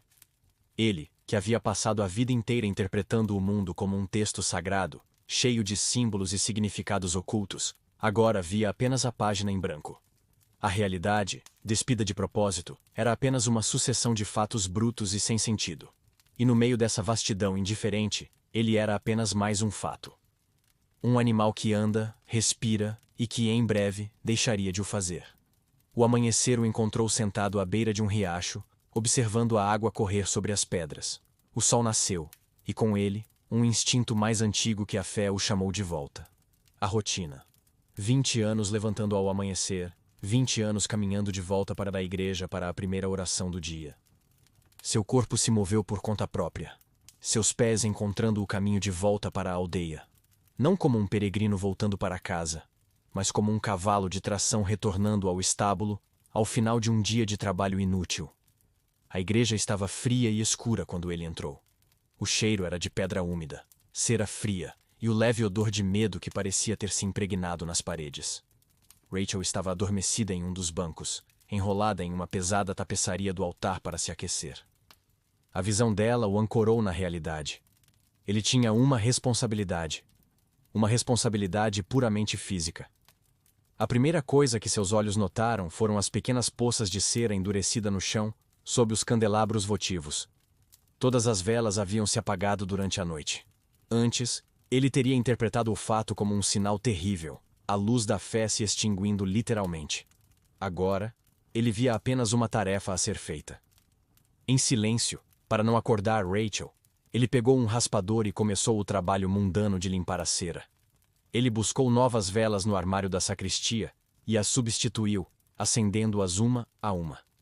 Não havia oração em seus lábios, nem intenção em seu coração. Era um ato de manutenção, nada mais. Era domingo, o dia da ressurreição de Cristo. O dia que formava o alicerce de toda a sua antiga visão de mundo. Enquanto o sol subia mais alto, o vento fez o sino na torre balançar, produzindo uma única e solitária badalada. um som fantasmagórico que ecoou pela aldeia silenciosa. E o som, como um chamado reflexo, atraiu os vivos. Lentamente, em pequenos grupos de 1 ou 2, os sobreviventes começaram a se reunir do lado de fora da igreja. Eram menos de 15. Figuras esqueléticas, vestidas com trapos, seus rostos marcados por uma exaustão tão profunda que parecia ter envelhecido suas almas em décadas. Eles não falavam entre si. Apenas ficavam ali, como se estivessem esperando uma ordem, o início do último ritual que ainda lhes restava em um mundo onde todas as outras rotinas haviam sido aniquiladas. Arnaud os observou de uma janela alta. Sua primeira reação foi um impulso de trancar a porta, de se esconder na escuridão. O que ele poderia lhes oferecer? Mentiras? Falsas esperanças? Mas então, ele olhou para seus rostos novamente. Ele não sentiu amor nem compaixão, mas um estranho senso de obrigação, a obrigação de um ator para com sua plateia. Eles estavam ali porque era domingo, e no domingo, o padre celebra a missa. Era a sua função. O papel que ele havia desempenhado por toda a sua vida. E em um mundo sem sentido, talvez o desempenho de uma função fosse a única coisa que restava. Ele vestiu suas vestes, a casula pesada parecendo um traje de chumbo sobre seus ombros. Caminhou até o altar. Ele abriu o missal. E começou. As palavras em latim fluíram de sua boca, perfeitas e sem emoção. Introibo ad altare Dei. Subirei ao altar de Deus. A ironia quase o fez engasgar. Ele realizou os gestos, as genuflexões, os sinais da cruz, tudo com uma precisão impecável. Era uma performance perfeita. Seu corpo se lembrava de cada movimento, suas cordas vocais de cada entonação. Mas sua mente estava a quilômetros de distância, um observador frio e distante, assistindo a um homem que ele não reconhecia mais. Então, chegou a hora do sermão. Ele subiu os poucos degraus de madeira até o púlpito. Seu coração, um nó de gelo. A pequena congregação de fantasmas ergueu seus olhos para ele. Em seus rostos, ele viu a fome. Uma fome por sentido, por consolo, por uma única palavra que pudesse fazer a dor parar. Arnaud abriu a boca. E não disse nada. O silêncio se estendeu. 1 segundo. 10 segundos. 1 minuto. Não era um silêncio pensativo, nem uma pausa dramática. Era um silêncio absoluto, pesado, denso. Ele olhou para eles, passando seu olhar por cada rosto individualmente. Ele viu a viúva do moleiro, seus olhos vermelhos e inchados. Ele viu um jovem fazendeiro que havia perdido a esposa e 3 filhos. Ele viu Cecile, que havia sido trazida pela vizinha, seu rosto uma pequena máscara de incompreensão e dor. Ele viu a totalidade do sofrimento deles. E ele sabia, com uma certeza que transcendia a fé ou a falta dela, que qualquer palavra que ele dissesse seria uma profanação daquela dor. Falar do plano misterioso de Deus seria uma mentira. Falar do céu seria um insulto. Falar de esperança seria uma crueldade. A única coisa verdadeira que ele tinha para lhes dar era o seu próprio vazio. A única coisa honesta era o seu próprio silêncio. A congregação reagiu em ondas. Primeiro, a confusão. As pessoas se entreolharam, franzindo a testa. Depois, o desconforto. Alguém tossiu. Um banco rangeu. Mas, à medida que o silêncio de Arnaud continuava, inabalável, a atmosfera mudou. Eles pararam de esperar por palavras. Eles começaram a ouvir o silêncio. E naquele silêncio compartilhado, algo extraordinário aconteceu. Eles se sentiram compreendidos. A ausência de platitudes fáceis de Arnaud validou a enormidade de sua tragédia. Seu sermão silencioso dizia o que nenhuma palavra poderia. Eu não tenho respostas. Eu não sei o porquê. Eu estou aqui, neste abismo, com vocês. E naquele momento, a distância entre o pastor e o rebanho desapareceu. Eles não eram mais um padre e seus fiéis. Eram apenas sobreviventes, respirando juntos na mesma escuridão. Após o que pareceu uma vida inteira, Arnaud ergueu a mão e, por puro reflexo, traçou o sinal da cruz no ar. Então, ele se virou e desceu do púlpito. A missa estava inacabada. Ele não consagraria o pão e o vinho. O corpo de Cristo não seria oferecido naquele dia. O antigo pacto estava de fato quebrado. Ele caminhou lentamente pelo corredor central e abriu as grandes portas da igreja. A luz do sol entrou, ofuscante e indiferente. Um por um, os aldeões se levantaram e saíram, movendo-se como sonâmbulos. Eles não olhavam para ele, seus rostos ainda marcados pelo estranho transe do sermão silencioso. Mas quando Etienne, o homem que havia perdido seu filho e cavado as valas com ele, passou, ele parou por um instante. Ele olhou diretamente para Arnaud, e em seus olhos não havia súplica nem reverência. Havia um entendimento sombrio e profundo. Etienne deu um aceno de cabeça lento, quase imperceptível. Não era um gesto de um paroquiano para seu padre. Era o gesto de um soldado para outro no campo de batalha. Um reconhecimento silencioso de resistência compartilhada.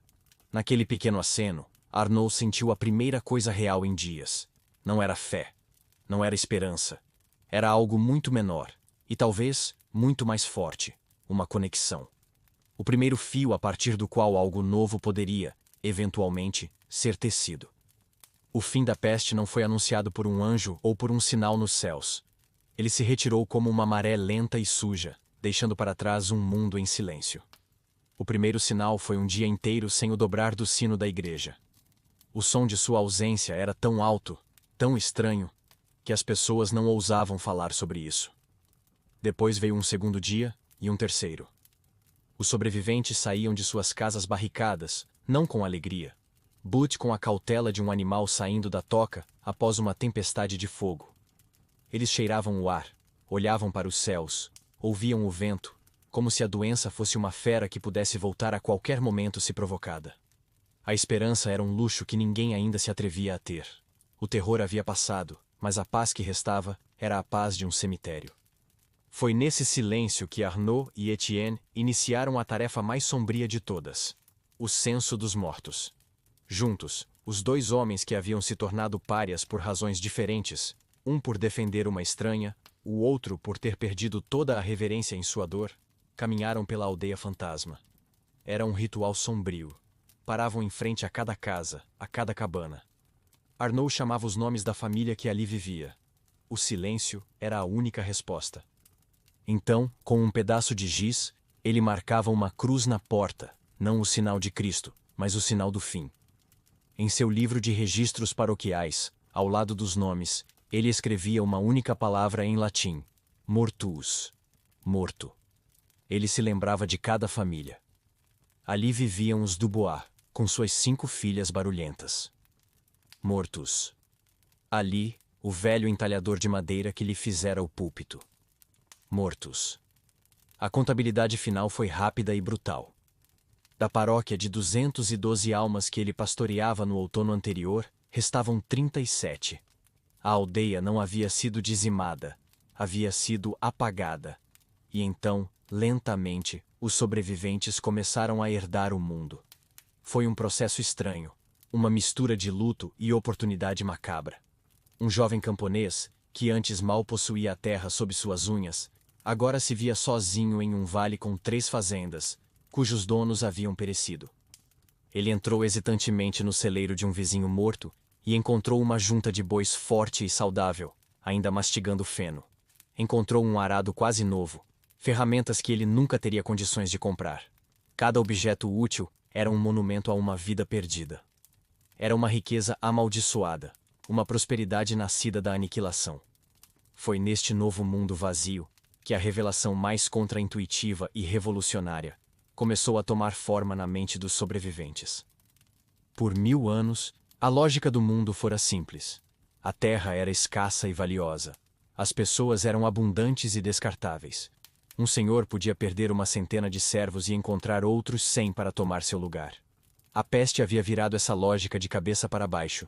Agora, a terra estava por toda parte, vazia e esperando. O que era raro, o que era precioso, eram as mãos humanas para cultivá-la. Pela primeira vez na história, o camponês, o trabalhador, percebeu que seu suor e seus músculos eram o bem mais valioso que existia. Esta percepção silenciosa foi a semente de uma revolução que mudaria a Europa para sempre. A personificação do velho mundo, ignorante desta nova realidade, retornou no final do verão. Sir Gerard, o senhor feudal, cavalgou de volta de sua fortaleza nas montanhas, sua família em uma carroça atrás dele. Ele parecia bem alimentado, suas roupas estavam limpas, e ele trazia consigo um ar de autoridade que agora soava dissonante e oco. Ele olhou para os campos cobertos de ervas daninhas e para as casas em ruínas com uma expressão de desgosto, como um proprietário inspecionando uma propriedade mal cuidada. Ele reuniu os poucos homens que restavam na praça. A inércia de vocês é vergonhosa, ele declarou, sem um pingo de simpatia. Esta terra precisa ser limpa. Etienne, reúna os outros. O telhado do meu celeiro principal está afundando. Quero que o trabalho comece ao amanhecer. Era uma ordem, não um pedido. Uma ordem do velho mundo. Etienne, que estava limpando a lâmina de uma foice, nem sequer se dignou a olhar para cima. O telhado do seu celeiro pode esperar, meu senhor, disse ele, sua voz calma e nivelada. Temos nossos próprios telhados para consertar. E a colheita, ou o que sobrou dela, para recolher. Sir Gerard ficou vermelho de raiva. Isso é insubordinação? Você se esqueceu de seu juramento? De sua obrigação feudal para comigo? Etienne finalmente ergueu os olhos. O olhar em seu rosto não era de desafio, mas de uma exaustão infinita. As obrigações são um pacto entre os vivos, senhor, disse ele. A maioria das pessoas com quem o senhor tinha um pacto está enterrada naquela vala ali. Ele apontou com o queixo para o campo atrás da igreja. Nós que restamos, temos um novo pacto. Nós consertaremos o seu telhado, quando terminarmos nosso próprio trabalho, e custará 3 moedas de prata por dia, para cada homem. Sir Gerard ficou boquiaberto, incapaz de processar a audácia. Ele ameaçou, gritou, falou de leis e tradições. Os camponeses apenas o observavam em silêncio. Sua autoridade, que não se baseava em respeito, mas no poder da terra e na abundância de mão de obra, havia se evaporado junto com a população. Ele era um rei sem súditos. Naquele dia, na praça silenciosa de uma aldeia fantasma, o feudalismo morreu. Com a autoridade secular em ruínas, as pessoas se voltaram para o único pilar que restava, mesmo que também estivesse rachado. Arnaud se viu em um novo papel. Ele não era mais um guia espiritual, mas um administrador relutante. As disputas não eram sobre a natureza do pecado, mas sobre os limites de um campo. Usando seu antigo livro de registros paroquiais como o único documento legal que sobrevivera, ele se tornou juiz, cartógrafo e legislador. Ele media terras, registrava novas posses e mediava acordos. Seu trabalho, antes focado no céu, agora estava firmemente, e talvez permanentemente, plantado na terra. Em meio a essa reconstrução pragmática, um último fio do passado precisava ser cortado. As estradas estavam se tornando mais seguras, e caravanas de mercadores começaram a passar novamente. Era hora de Rachel partir. Arnaud a acompanhou até a borda da aldeia, onde ela se juntaria a um grupo que se dirigia ao norte. A despedida deles foi quase sem palavras. A experiência que compartilharam era profunda demais para ser trivializada com agradecimentos. Ela estendeu a mão e colocou uma pequena pedra lisa e escura na palma dele. Para que o senhor não se esqueça, ela disse suavemente, que mesmo na escuridão, uma porta pode ser mantida aberta. Arnaud apenas assentiu, fechando a mão sobre a pedra. Ele a observou se afastar, uma figura solitária se juntando ao mundo em movimento, até ela desaparecer. A partida dela encerrou o capítulo da crise. O que quer que viesse a seguir, seria diferente. E o futuro começou, como sempre, com um ato de união. Um jovem viúvo chamado Luc e uma jovem viúva chamada Isabelle decidiram se casar. Eles foram até Arnaud, não pedindo uma grande cerimônia, mas uma simples bênção para sua união. Arnaud os levou não para dentro da igreja escura, cheia de fantasmas e memórias dolorosas, mas para o campo aberto, sob o céu azul. Não houve sermão sobre o mistério sagrado do matrimônio. As palavras de Arnaud foram simples, diretas, nascidas de tudo o que ele havia testemunhado. Nós vimos o fim do mundo, disse ele, sua voz calma. E aprendemos que a única coisa que resta quando tudo mais se foi, é um ao outro. Sejam gentis, sejam fortes juntos. Cuidem um do outro. é tudo o que se pode pedir. Era uma teologia nova e terrena. Uma fé não em Deus, mas na necessidade humana. E enquanto ele os declarava marido e mulher, uma única semente de grama brotando em um campo de cinzas, ele sentiu o primeiro vislumbre, não de felicidade, mas de propósito.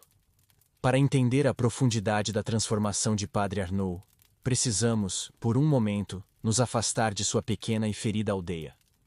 Precisamos usar a câmera panorâmica e olhar para a cristandade como um todo, pois a crise que ele viveu em sua alma não foi um evento isolado. Foi o tremor principal de um terremoto que quebrou a espinha dorsal de um continente. A peste negra foi mais do que um desastre demográfico, foi um desastre teológico. Por quase 1000 anos, a Igreja Católica Romana havia mantido um monopólio sobre a realidade. Ela explicava o universo, ditava a moral, coroava os reis e prometia a salvação. Sua autoridade era absoluta porque sua premissa era inquestionável. Ela era a única intermediária entre a humanidade e um Deus onipotente. A peste testou essa premissa em uma escala inimaginável. Em todos os cantos da Europa, de Portugal à Polônia, os fiéis fizeram exatamente o que a Igreja lhes disse para fazer. Eles rezaram, jejuaram, participaram de missas e marcharam em procissões. E em todos os cantos da Europa, eles morreram. A conclusão, sussurrada primeiro, depois pensada em silêncio por milhões, era inescapável e aterrorizante. A Igreja não pôde protegê-los. O sistema havia falhado. Essa falha se manifestou primeiro de forma brutalmente prática. A Igreja, como uma instituição, era um exército, e a peste dizimou suas tropas de choque. O clero paroquial, os padres como Arnaud, que viviam e trabalhavam entre o povo, sofreram perdas catastróficas. Os mais devotos, os mais corajosos, aqueles que levavam a sério seu dever de confortar os doentes e administrar a extrema unção, foram os primeiros a morrer, pois se expuseram diretamente à doença. Em algumas dioceses, a taxa de mortalidade do clero chegou a 50%. Enquanto isso, muitos dos bispos mais aristocráticos, os burocratas eclesiásticos e os padres mais covardes se trancaram em seus palácios ou fugiram para propriedades rurais e sobreviveram. O resultado foi um desastre de recursos humanos e uma catástrofe moral. O exército de Deus perdeu seus melhores soldados na primeira ofensiva, deixando um vácuo que precisava ser preenchido desesperadamente. A solução da Igreja para essa crise de pessoal apenas piorou as coisas. Com uma necessidade urgente de padres para celebrar missas e administrar paróquias agora vagas, os bispos por toda a Europa foram forçados a abrir mão de séculos de padrões. Os requisitos para a ordenação foram drasticamente reduzidos. Homens que em tempos normais jamais seriam considerados para o sacerdócio foram apressados para o serviço. Eram os chamados padres da peste. Muitos eram jovens demais, com pouca ou nenhuma educação. Um comerciante que passava por Brive-la-Gaillarde contou a Arnaud uma história que se tornava cada vez mais comum. Em uma paróquia vizinha, o novo padre era um rapaz de 20 anos que mal conseguia ler o latim da missa. Confundia as orações e cujo principal interesse parecia ser o acesso que o cargo lhe dava às adegas dos paroquianos falecidos. Esses homens não inspiravam respeito, inspiravam desprezo. Para o povo comum, que já duvidava do poder da Igreja, a incompetência e, por vezes, a imoralidade de seus novos representantes eram a prova final de que a instituição estava espiritualmente falida. E então, havia a questão do dinheiro. Em uma das mais amargas ironias da história, enquanto a Europa sangrava e empobrecia, a Igreja Católica se tornava mais rica do que nunca. Sendo já a maior proprietária de terras do continente, a Igreja foi a principal beneficiária da mortalidade em massa. Famílias inteiras foram exterminadas, deixando suas terras e propriedades sem herdeiros. Em seus testamentos, feitos às pressas em leitos de morte febris, muitos deixaram tudo para a Igreja, em uma última e desesperada barganha pela salvação de suas almas. O resultado foi que dioceses e mosteiros por toda a Europa herdaram uma quantidade impressionante de riqueza. Para os sobreviventes, que lutavam para cultivar um pequeno pedaço de terra ou alimentar seus filhos, a visão de uma igreja que parecia engordar com a morte de seu rebanho era nauseante. O ressentimento que isso gerou foi profundo e duradouro, criando uma desconfiança em relação à riqueza e ao poder temporal da Igreja, que explodiria um século e meio depois com Martinho Lutero. No topo de toda essa estrutura em decomposição estava o próprio papado, cuja resposta à crise apenas aprofundou o cinismo. O Papa Clemente VI, escondido em seu palácio em Avignon, tornou-se o símbolo de uma liderança eclesiástica que era distante, protegida e ineficaz. O fato de ele nem sequer estar em Roma, a sede de São Pedro, mas na França, visto por muitos como um peão nas mãos do rei francês, já era um escândalo. Sua sobrevivência isolada, enquanto centenas de milhares de seus filhos espirituais morriam, parecia provar que o pastor se importava mais com sua própria lã do que com suas ovelhas. O prestígio do papado, já abalado, sofreu um golpe do qual nunca se recuperou totalmente. A instabilidade e as lutas pelo poder que se seguiram à peste levariam diretamente, em 1378, ao grande cisma do Ocidente. Foi um período de caos absoluto, no qual dois homens, um em Roma e outro em Avignon, reivindicaram simultaneamente ser o único e verdadeiro Papa, excomungando um ao outro e dividindo a Europa em alianças conflitantes. Para o cristão comum, a questão era devastadora. Se a própria casa de Deus estava tão dividida e em guerra consigo mesma, como poderia ela oferecer um caminho seguro para a salvação? Abandonado por uma instituição que parecia corrupta, incompetente e dividida, o povo da Europa começou a procurar um novo caminho. Se a Igreja, com seus rituais e seus padres, havia falhado, talvez a salvação estivesse em outro lugar. A peste negra acelerou uma profunda mudança na espiritualidade europeia. Uma virada para dentro. Movimentos místicos que enfatizavam uma conexão pessoal e direta com Deus, sem a necessidade de um padre como intermediário, ganharam imensa popularidade. As pessoas começaram a formar suas próprias irmandades leigas para orar, para ler as Escrituras por si mesmas, para gerir sua própria vida espiritual. A ideia revolucionária de que cada homem poderia ser seu próprio sacerdote, a pedra angular da Reforma Protestante, não nasceu na mente de Lutero, mas foi forjada no trauma coletivo e na desilusão de uma geração que sobreviveu ao Apocalipse. E no meio de tudo isso estava o padre Arnaud em sua paróquia fantasma. Sem saber, ele era a encarnação viva dessa transformação. Ele era um reformador acidental, um herege do silêncio. Ele ainda vivia na casa de Deus, mas seu trabalho não era mais o de Deus, era o trabalho dos homens. A reunião de domingo em sua igreja raramente envolvia uma missa completa. Tinha se tornado uma assembleia comunitária. Em vez de pregar sobre a transubstanciação, Arnaud se via mediando uma disputa sobre o uso da água do riacho para a irrigação. Em vez de interpretar parábolas, ele organizava os homens para consertar o moinho. Sua congregação o respeitava não mais por sua conexão com o céu, mas por sua habilidade em gerir a terra. A tensão entre o padre que ele fora e o homem que ele havia se tornado veio à tona em um final de tarde de outono. Matilde, uma das mais velhas sobreviventes, uma mulher cuja fé fora forjada no mundo pré-peste, aproximou-se dele. "Padre", disse ela, sua voz carregada de uma piedade repreensora. "Já se passou mais de um ano. A doença não voltou. É um milagre. Devemos a Deus nossa gratidão. O Senhor precisa organizar uma grande procissão de ação de graças, como aquela que fizemos antes." Arnaud olhou para o rosto enrugado da mulher, um rosto que ansiava pela certeza do velho mundo, e sentiu um cansaço profundo. "Matilde", disse ele, sua voz gentil, "a melhor ação de graças que podemos oferecer a Deus é garantir que o celeiro esteja cheio para o inverno. A melhor oração é ajudar Etienne a consertar o telhado de sua casa antes que as chuvas comecem.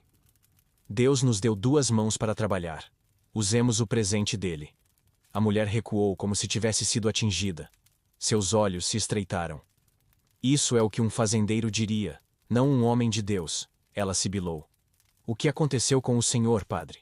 O senhor perdeu a sua fé?" A acusação pairou no ar entre eles, simples e devastadora. Arnaud não respondeu. Ele apenas a observou se afastar, balançando a cabeça em desaprovação. A pergunta dela permaneceu com ele, ecoando no espaço vazio que um dia fora sua alma. O que era a fé, afinal? Se não eram os rituais, as doutrinas, a certeza em um Deus que intervém. O que era? E se ele a havia perdido? O que, se é que havia algo, ele havia encontrado para colocar em seu lugar? A pergunta de Matilde. O senhor perdeu a sua fé? Cravou-se na mente de Arnaud, e ali permaneceu, uma farpa sob a pele. Ela o assombrava enquanto ele caminhava por sua paróquia, que já não era mais uma paróquia, mas um projeto de reconstrução. Ele via a vida retornando, não com a exuberância da primavera, mas com a teimosia das ervas daninhas que crescem nas fendas da pedra. Ele via Etienne, cuja dor o havia transformado em um homem de poucas palavras e muita ação, ajudando um vizinho a reerguer uma cerca. Via duas viúvas, que antes mal se falavam, agora cuidando de uma horta comunitária, suas cabeças juntas, em uma conspiração silenciosa contra a fome. Ele via a resiliência, a cooperação, a necessidade. Mas era a fé? A fé que ele conhecera era uma grande catedral de certezas, com doutrinas como pilares e rituais como vitrais. Aquilo, ele sabia, havia desmoronado. Se ele havia perdido a fé, o que era essa força silenciosa que o impelia a se levantar a cada manhã e a continuar? Uma noite, a pergunta o levou à sacristia. Ele abriu o pesado baú de carvalho, onde guardava os tesouros da igreja. O cheiro de incenso velho e de tecido guardado há muito tempo subiu como um fantasma. Com as mãos que agora estavam mais acostumadas à pá do que ao turíbulo, ele tocou os objetos de seu antigo poder. A casula de seda verde, bordada com fios de ouro, que ele usava no tempo comum. O pesado cálice de prata, que ele acreditava conter o sangue literal de Cristo. O missal encadernado em couro, suas páginas cheias de palavras latinas que ele acreditava serem capazes de dobrar a realidade. Por um instante, ele sentiu a atração do passado, o conforto do mistério, a beleza do ritual. Mas era o conforto de uma canção de ninar para um homem que havia estado na guerra. Eram os adereços de um papel que ele não podia mais representar. Ele não sentia raiva, nem mesmo tristeza. Apenas uma distância intransponível. Com cuidado, ele dobrou a casula, guardou o cálice e fechou a tampa do baú. Foi um adeus silencioso. Não a Deus, mas à magia. De volta a seu pequeno quarto, ele se sentou em sua cama estreita. De uma pequena bolsa de couro, ele tirou a pedra que Rachel lhe dera. Era escura, lisa, aquecida pelo calor de sua mão. Um objeto sem valor, sem história sagrada, sem poder intrínseco. Mas, ao segurá-la, ele se lembrava, não de uma promessa divina, mas de uma escolha humana. A memória da porta da igreja, ele de um lado, a turba do outro. A escolha de proteger uma vida não porque Deus ordenou, mas porque a alternativa era a barbárie. O cálice de prata representava uma fé em uma promessa vinda do céu. Uma promessa que havia se provado vazia. A pedra representava uma promessa feita na terra, de um ser humano para outro, uma promessa que ele havia cumprido. Ele fechou a mão em torno da pedra. Era um fundamento, pequeno, simples, mas sólido. No dia seguinte, ele soube que precisava dar um passo que vinha adiando. Ele precisava revisitar a fonte de sua fratura. Ele foi até a casa onde Cecília agora vivia com uma vizinha idosa. Ele a encontrou sentada nos degraus da entrada, lutando com uma boneca de pano cujo braço estava quase totalmente arrancado. A culpa o atingiu, uma pontada aguda. A memória de tê-la abandonado após a morte de sua mãe. Ele se sentou ao lado dela em silêncio. A menina o olhou, seus olhos ainda carregando uma sombra de dor, mas sem a acusação que ele temia. Está quebrada, disse ela, mostrando-lhe a boneca. Arnaud estendeu a mão. Posso tentar? Ele pegou a pequena figura de trapos. De sua batina, ele tirou uma pequena bolsa de costura que agora carregava para consertos práticos. Com uma paciência que o surpreendeu, ele começou a costurar o braço da boneca de volta no lugar. Seus pontos eram grosseiros, de um homem não acostumado a tal trabalho delicado, mas eram firmes. Eles não falaram. O único som era o do vento nas árvores e o suave puxar da linha através do tecido. Quando terminou, ele entregou a boneca de volta a Cecília. Ela a abraçou com força. Então, ela fez algo que desfez o último nó de gelo no coração de Arnaud. Ela se inclinou e descansou a cabeça em seu ombro por um breve momento. Naquele gesto, ele não encontrou o perdão de Deus, mas algo muito mais tangível. a aceitação de uma criança. Ao caminhar de volta para a igreja, o mundo parecia diferente. As peças de seu quebra-cabeça interno começaram a se encaixar. Ele observou os atos de seus paroquianos, a partilha de ferramentas, o trabalho coletivo, e a epifania, quando veio, não foi um trovão, mas um amanhecer silencioso. Ele estava procurando a fé no lugar errado. Ele a procurava no céu, um lugar de silêncio e ausência. Mas ela estava ali, o tempo todo, na terra. Estava nos fios que as pessoas teciam umas com as outras. Sua mente, antes cheia das complexidades da teologia escolástica, agora se esvaziava para dar lugar a um novo e simples credo, forjado na experiência. Eu pensava que o pecado era desobedecer a Deus, ele pensou. Mas agora vejo que o único pecado verdadeiro é o de um homem virar as costas ao sofrimento de outro. Eu pensava que a oração era falar com Deus, mas agora sei que a oração é o trabalho silencioso de nossas mãos quando reconstruímos o que foi quebrado.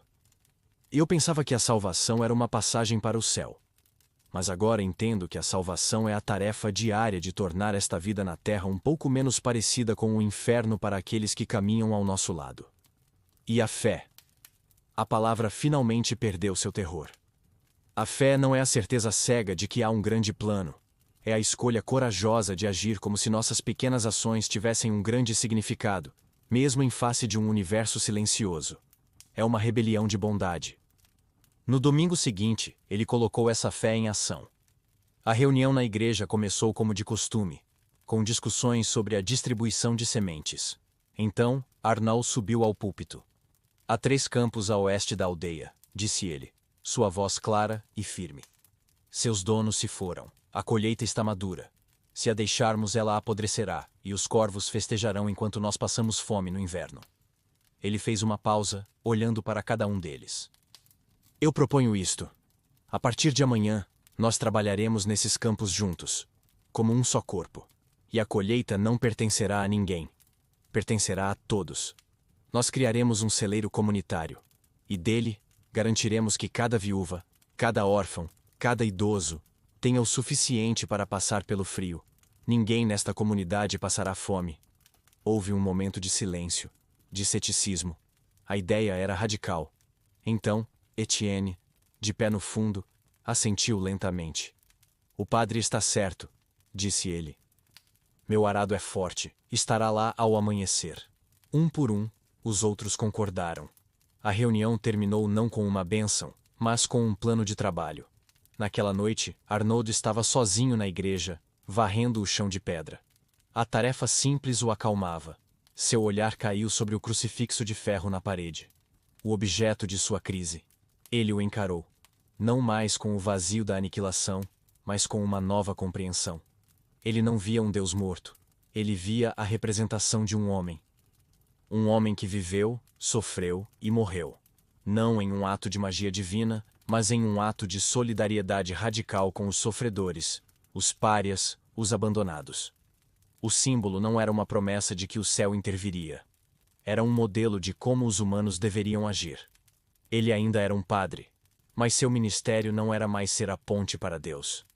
Era ser a ponte entre um homem e outro. Ele não havia recuperado sua antiga fé. Ele havia construído uma nova, mais forte, mais silenciosa, sobre as ruínas de seu mundo. E com essa percepção, ele terminou de varrer, apagou as velas e foi descansar, pronto para o trabalho do dia seguinte. A história da peste negra, como a conhecemos, termina com a maré da doença recuando, deixando para trás um continente em silêncio e pela metade. Mas a história da humanidade nunca termina. Ela apenas vira a página. E o que estava escrito na página seguinte ao Apocalipse foi a história mais inesperada de todas. Para entender o legado final de homens como o Padre Arnaud, precisamos nos afastar de sua pequena aldeia, deixar os anos se tornarem décadas, e observar o que cresce em uma floresta após o fogo ter queimado tudo até as raízes. A verdade é que a peste negra não foi o fim do mundo. Foi o fim de um mundo. O mundo medieval, com sua rígida pirâmide social, onde cada pessoa conhecia seu lugar, do rei ao servo, em uma ordem que se acreditava ser divinamente instituída e eterna. foi o fim de um mundo de certezas absolutas, onde a Santa Igreja Católica era a única detentora da verdade, e a promessa do paraíso era o contrapeso justo para uma vida de sofrimento na terra.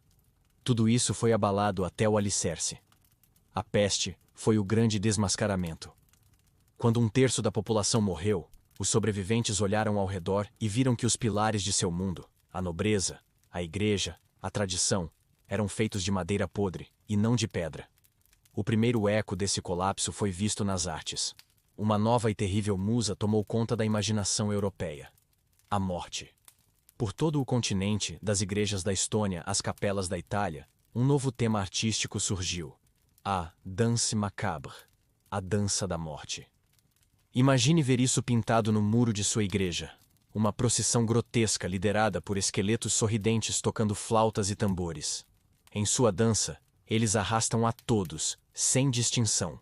O papa é puxado por sua tiara, o rei por seu manto de arminho, o cavaleiro por sua espada, o comerciante rico por sua bolsa de moedas, e o camponês por sua enxada. Todos dançando a mesma melodia em direção à cova aberta. Para nós, é uma imagem mórbida. Para eles, era uma verdade radical e libertadora. A morte era a única verdadeira igualdade, e diante dela, todo o poder e pompa do mundo não valiam nada. Essa revolução na imaginação foi seguida por uma revolução na terra. Como vimos em Briève-la-Gaillarde, a lógica milenar do feudalismo se baseava no fato de que a terra era escassa e as pessoas abundantes. A peste inverteu essa equação. De repente, as mãos para trabalhar eram o bem mais precioso. Os camponeses e artesãos que sobreviveram se viram em uma posição de poder sem precedentes. Quando os nobres, como Sir Gerard, tentaram forçar o retorno às antigas obrigações, eles encontraram uma nova e obstinada resistência.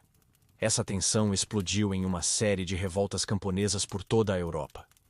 Em 1358, a Jacquerie, na França, viu camponeses marcharem sobre castelos, em uma fúria contra uma nobreza que os havia abandonado durante a peste, e agora queria oprimi-los novamente.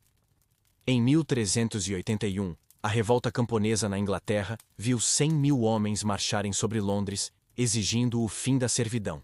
A maioria dessas revoltas foi esmagada com uma brutalidade terrível.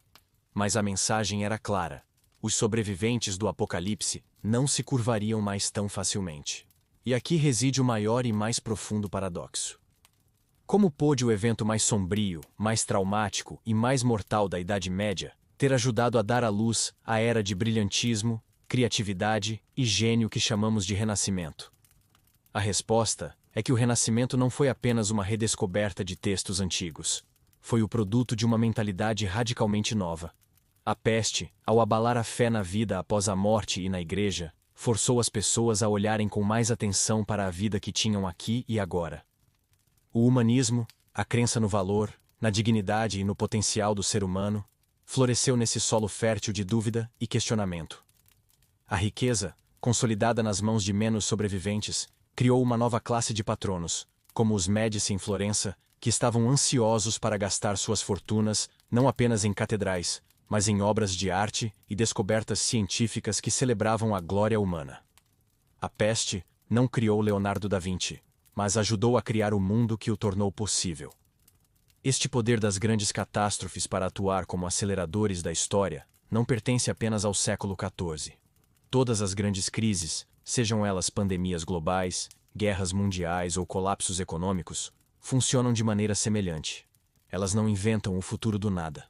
Elas pegam as rachaduras que já existem em nossas sociedades, em nossas instituições, em nossas crenças, e as arrebentam.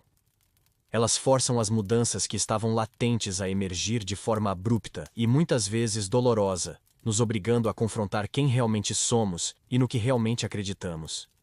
E quanto a Padre Arnaud, o homem cuja jornada seguimos através do Vale da Sombra da Morte? Não precisamos de crônicas para saber o fim de sua história. Podemos imaginá-lo. Vemos Briève-la-Gaillarde 30 anos depois. A aldeia é menor do que era antes, mas é mais próspera. As casas são mais bem construídas, os campos mais bem cuidados.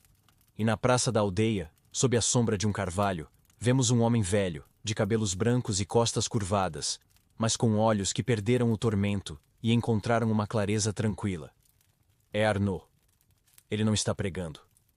Ele está ensinando um pequeno grupo de crianças, filhos dos sobreviventes, a ler e a contar. Em seu colo não está apenas a Bíblia Vulgata, mas também um almanaque agrícola, ensinando-lhes os melhores dias para o plantio, e um livro de contas, ensinando-lhes o valor do trabalho. Ele sobreviveu à sua crise de fé ao redefini-la. Ele se tornou o ancião de sua tribo, o guardião de sua memória e o arquiteto de seu futuro prático. Seu legado não foi construído sobre promessas do céu, mas sobre as fundações sólidas da terra. No final, o terrível silêncio de Deus que ecoou pela Europa em meados do século XIV não destruiu a espiritualidade humana. Ele a transformou. Ao retirar a certeza de um Deus interventor, ele forçou a humanidade a encontrar o sagrado em outros lugares, não em dogmas, mas em descobertas, não em relíquias, mas na arte, e, acima de tudo, não na promessa de salvação individual, mas na tarefa coletiva de reconstruir um mundo em ruínas. A catástrofe que deveria ter provado a total insignificância do homem, paradoxalmente, deu início à era em que a humanidade, para o bem e para o mal, ousou se colocar no centro de seu próprio universo. E para você, onde o sagrado se manifesta mais? Em grandes promessas divinas ou em pequenos atos de bondade humana? Deixe sua reflexão final nos comentários. Se esta jornada pelo passado te fez refletir sobre o presente, então, nosso objetivo aqui no Contando Histórias foi cumprido. Não se esqueça de curtir, compartilhar e se inscrever para mais histórias que nos mostram quem fomos e quem somos. Até a próxima!